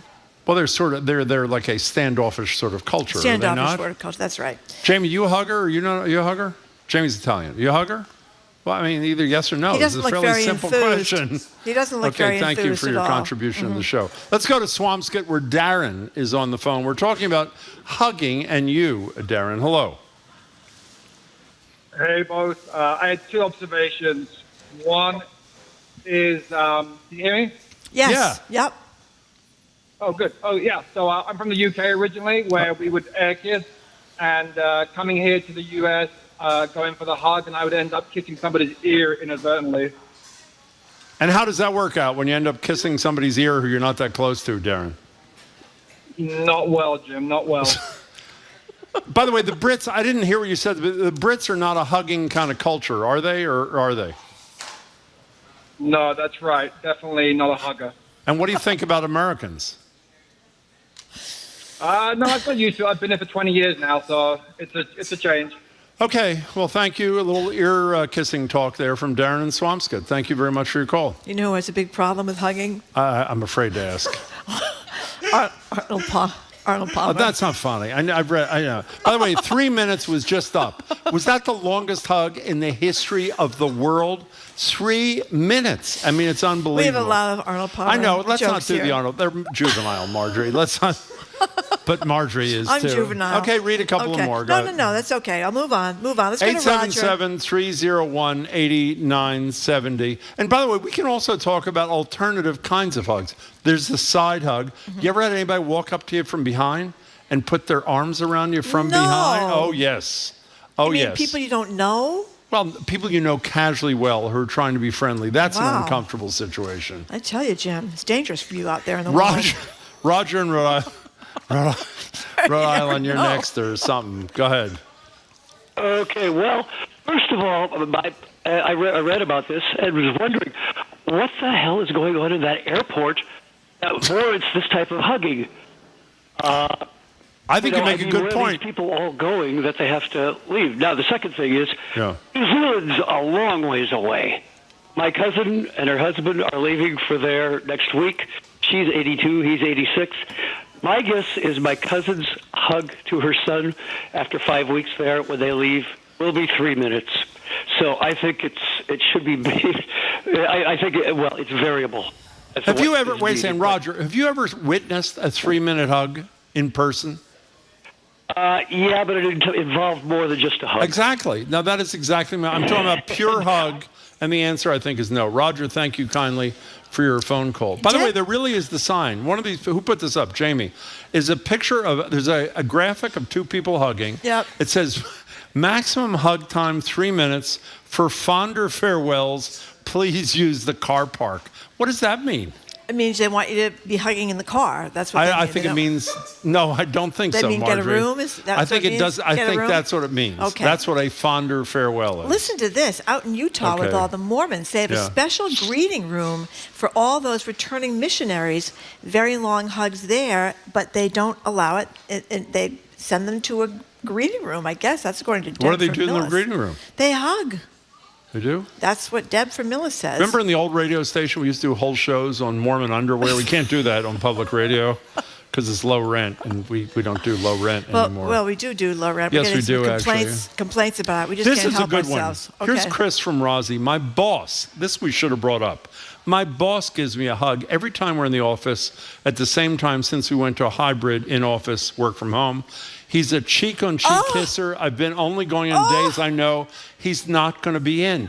How inappropriate is it for a supervisor or your boss to hug you at work or anywhere for that matter? Well, like I said, I'm suspicious of people who do that kind of thing. Who was that boss of yours when you went into his office at the Herald? You had to keep moving because if you were at a certain position, the bare breast of the painting on the wall behind him. Who was that? That's a true story, right? Yeah, that was one of these British guys that, he come from the tabloids in Great Britain, and he had this huge naked woman picture in his room and in his office, and you had to keep jousting back and forth? Well, every time he moved his head, you see the naked woman. But I must say, when I complained about it, very courageously on my part, because he was a boss. I know. You did? I did. I was very proud of myself. I said, I can't talk to you in this room because every time you move your head, I can see this huge breast. And he said, he apologized, and we went out in the hallway. And thank God he did not try to hug me. So, by the way, those Brits, I don't mean to be anti-Brit, but they're sort of audacious, those Brits in tabloid journalism. Were there any hug issues? I'm serious about this. Any hug issues over there at the Boston Herald in the old days? There was a sex on the roof issue at the Boston Herald. I know that. That was great. That was great. It's not a hugging issue. That's a beyond issue. That was a wild story. And people saw it on 93. Well, this is a true story. A lot of traffic. The Herald used to be located at where the 93 and the Expressway meet. And so there was a lot of rush hour traffic, and people could see people on the roof. So didn't they have to put a fence up? They put up a chain link fence so we could no longer get to the roof. We could see through the chain link fence. No, you couldn't get up to the roof. Couldn't get up to the roof so that fine. people could go up there and do whatever they were going to do. I thought it was kind of wild and funny, actually. Yeah. Lucy from Beverly, thank you for calling. Hello, Lucy from Beverly. Hello, and thank you for taking my call. Sure. Long time listener. Anyway, my comment goes along with one that was made previously. I had friends come visit, and they brought company with them. And I'm Italian. I'm a hugger. I gave everyone a hug, and when I got to one woman, I could tell she kind of stood back, and I said, I'm Italian. I hug everybody. She said, I'm German. I don't. Oh. Well, so how'd that go? How uncomfortable was that? It went fine. By the end of the visit, she gave me a hug when she was leaving. Lucy, as a hugger, as you said, Italian, you're a hugger. What's the longest hug only that you've ever participated in? Well, I've never timed them, Jim, but I understand. It has to be probably under 2 minutes. Yeah, I can't imagine. Oh, yeah. I'm with you. Lucy, that was an excellent call. Thank you. Make another one soon. Here's Aaron in Lakeville, Jim. What do you say? He says, I think Jim needs more hugs in his life. I'll be ready to give him a cuddle next time I get tickets for the library show. Okay, fine. You don't need tickets for the library show. Don't? No, you do not. How about RSVP? You don't need to do that either. Oh, okay. Here's John from Bedford, New Hampshire. What do you say? I just did a 3-minute self-hug while Jim timed the 3 minutes. Better than therapy, says John. Took the first minute to get into it, but then it was wonderful. Can I tell you something? Whatever that medical site that I went to where I quoted this thing, and I should have written down the source, they said that if you can't find somebody to hug, and hugs are important to you, do exactly what this person does. That whatever the endorphins, what are those things called? Whatever the things that spring How do you do loose. it? It's kind of hard. Well, you're sort of doing it right now. Yeah. Do it for 3 minutes. Let's see how it goes. But if you hug yourself, it's not quite the same thing. But at least this one story said it is a good second tier about kind of thing. physical touch. But it's your own touch. Yeah, well, so to I speak. don't think it's. I think Maybe it's I should better. move on from I that. think it's better with somebody else. Well, than I by know, yourself. but if there's not somebody else there, right? But they're talking about people in medicine always talk about the importance of physical touch between people. I understand, but this point in this article was if you don't have another person to touch or to be touched by, then you touch. Whoops. I was going to say you touch yourself. I'm not talking about that. You hug yourself. Yeah, or you back up against the wall, just go up and down like that. You know, like a cat, like cats do. Yeah, that's right. That's that actually right. feels great if you're in the corner. Sasha in Providence, welcome to the show. What's up, Sasha? Hi, I love your show and Thank you. so happy to be on. Thank you. I dance tango, and tango is a dance that's based on a hug. And so we are often hugging people for 10 minutes because in tango you dance 4 songs. So I've found having this practice of hugging people has given me so many benefits, and I spend a lot of time in Buenos Aires dancing tango, and hugging can almost be like a spiritual practice of connecting with people. Wow. By the way, the tango is maybe Sasha. like the sexiest thing. Very sexy. How sexy is the tango, Sasha? Well, tango is actually more sensual than sexy. You Okay. can dance tango with your grandparents. Okay. It's not really what you think it is. It's more about being connected with someone in a hug and finding this harmony to dance together. So I call it the tangasm. You can get a tangasm from having this long hug with someone to the music. And it's a kind of communion that I think we're all lacking, and probably if our whole country learned to dance tango, we would be in a better situation. That is a Sasha, that fabulous, is great. fabulous phone call, Sasha. Thank you. I'm for with the you. call. She said it's more spiritual. You're a great dancer. Did you ever do the tango? No, I've never done the tango. How come? I don't know. You have to learn it. I've just never Well, I done understand it. that. That was my but question. I Did you think ever that's learn pretty it? cool. Maybe I should go out and learn it now after this. Listen to Jason in Plymouth. Sometimes my wife and I will pass each other in the house and go in for a long hug, exactly 3 minutes. I've timed it. I don't think so. Isn't that lovely? I don't think it's true. The tango, I mean, I don't know the guy, but I don't think it's true. But I do, the tango thing is a really interesting phone call. Because if you watch tango, right? Very sexy. There is a body-to-body kind Body-to-body. of experience Yeah, but for the whole time kind of But you thing. know that's a body-to-body thing, so you're Yeah, I ready to go understand what for it it. is. Yeah, I think Jared, actually. We should ask Jared. Can you, I by think the way- Jared knows how to do the tango. We'll get to him in a second. Before we get to Jared, can you do the tango shaking hands instead of body? Is there a variation on that? We're I going to don't get to know. Jared in a minute. But one of the texters wants to know, Jim, following your recommendations on self-hugging, what are Jim's thoughts on straitjackets? I don't think you're supposed to laugh at that. I'm not sure. I did laugh, so it's too late. Beverly in Framingham, what's your deal? We're talking about hugging. Hi there. Hi. So I was in public ministry for quite a while, and you hug people a lot. But there are some people you just don't really want to get that close to. Exactly. So I learned a technique on how to not hug. This is what I waited put for your the whole show. Go ahead. Let's hear it. So you put your right hand out as if you're going to shake the person's hand. Yeah, we're doing it. But then you take your left arm and you put it on their right shoulder. So it's like you're framing a kind of a lock. Oh, yeah. So they don't get too close to you. Oh, I like a big cross to keep them away. That's a good one. Right. That's a good one. Right, and you don't have to say, I'm not going to hug you. Yeah. They just figure it out. And so if that doesn't work, you just elbow them in the Adam's apple? Is that the next move, Beverly, or what? Well, remember Beverly?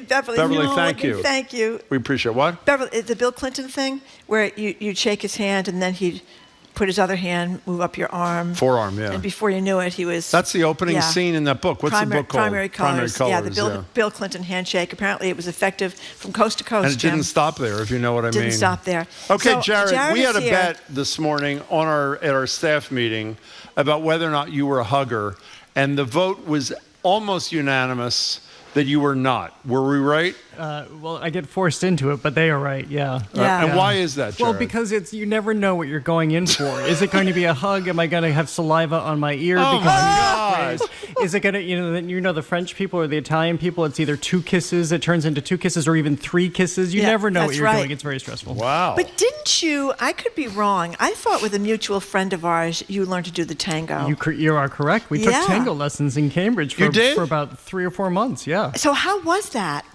It was really, really fun. It was fun. It But wasn't. we just It doesn't have. We're just friends, as you know. So Did it she wasn't get any just have to be- saliva on your ear during the tango, or did she not? But this I'm still dry cleaning those. This tango dancer was just calling up and saying how it was She just was great, it was Sasha. like hugging and for like the whole time you're doing the tango. But It is. sensual, not sexual She all said the it was time. sensual, not sexual. But it doesn't have to be. Okay. But there is a lot of entwining, and there is a lot of deep looking and looking away, which makes it very interesting. really? Yeah. So just be clear, you are anti-entwining. Is that? I'm anti-entwining. I was thinking, Jim, you and I have never hugged. Marjorie and I, I'm sure we've hugged. We've never We've hugged? hugged. It was a wonderful experience. I still remember it.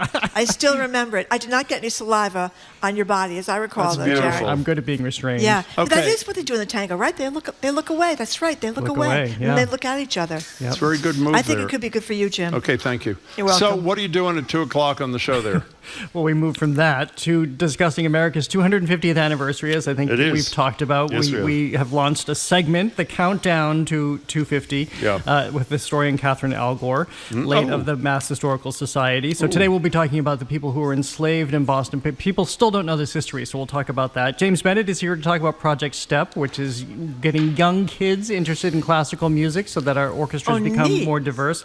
And then we have the champions of the restaurant scene, Billy Costa and Jenny Johnson, have written a new cookbook I to heard celebrate. about it. Yeah, they're 20 years of celebrating restaurants, so Jenny's here. That's fabulous. Terrific. By the way, make clear to Jenny in advance if she's not listening, no entwining during the greeting in the studio. Hey, Jared, we'll be listening. Say hi to everybody for us. Good to see you. Thanks, Jared. Thank you, Jim. What was the pause there about? I don't know. Thank you Well, for let's listening talk to about another that for a edition second. I Why just do you think you paused? I was flummoxed, Jim. What do you think the I'm option often was? Take some flummoxed. calls? Well, or I just, sometimes hug somebody? it's a little What do you bit, think? who am I and why am I here? Yeah. Exactly. Okay. Thank you for listening to another edition of Boston Public Radio. Thank you to people who came down to Thank the you Boston all for Public coming. Library We to see the appreciate show. it. You can keep up with us 24/7. We have our podcast. We have some new ones pretty soon on our TikTok page at Boston Public Radio. Tomorrow we'll be back here at the Boston Public Library. GBH's Jared Bowen, the NAACP's Don't Michael hug that Curry, baby. Boston Globe travel writer Christopher Muther, and a co-founder of the Lincoln Project, which has dedicated itself to not getting Donald Trump reelected. Mike Madrid, he's going to be with us. He's a veteran political consultant and one of the country's authoritative experts on Latino voters. He is. I've heard him. He's great. We're going to thank our crew, Zoe Matthews, Aidan Conley, Nicole Garcia, Hannah Loss, our engineer, John LeClaw Parker, our executive producer, Jamie Bologna. We want to thank the BPL team, Maddie Geyer, Bill Francis, Juan Jose Cadena, Sandra Lopez Burke. Our thanks to our host at the Newsfeed Cafe and across the street at the Lenox Hotel. Jared Bowen and the Culture Show is going to be on right after the 2 o'clock news here on 89.7 GBH. I'm Marjorie Egan. I'm Jim Browdy. Thank you again for tuning in today. I hope you again tune in tomorrow. And boy, it is a beautiful fall afternoon. So History and Trust meets Storyteller. All concerts are open to the public. For more information and to register to attend a performance, you can visit longy.edu. Classical Radio Boston is WCRB-FM 99.5 HD1 Lowell, Boston, WGBH-FM HD2 Boston, WCAI-FM HD2 Woods Hole, WJMF-FM HD1 Smithfield, Providence, and at classical.org. Just shy of 2 o'clock here in Boston. Good afternoon. Greg Farisi here with you. Thanks for tuning in. Grieg's Holberg Suite. That's coming up after 4. Schubert's First Symphony in 3 minutes. This is the London Winds.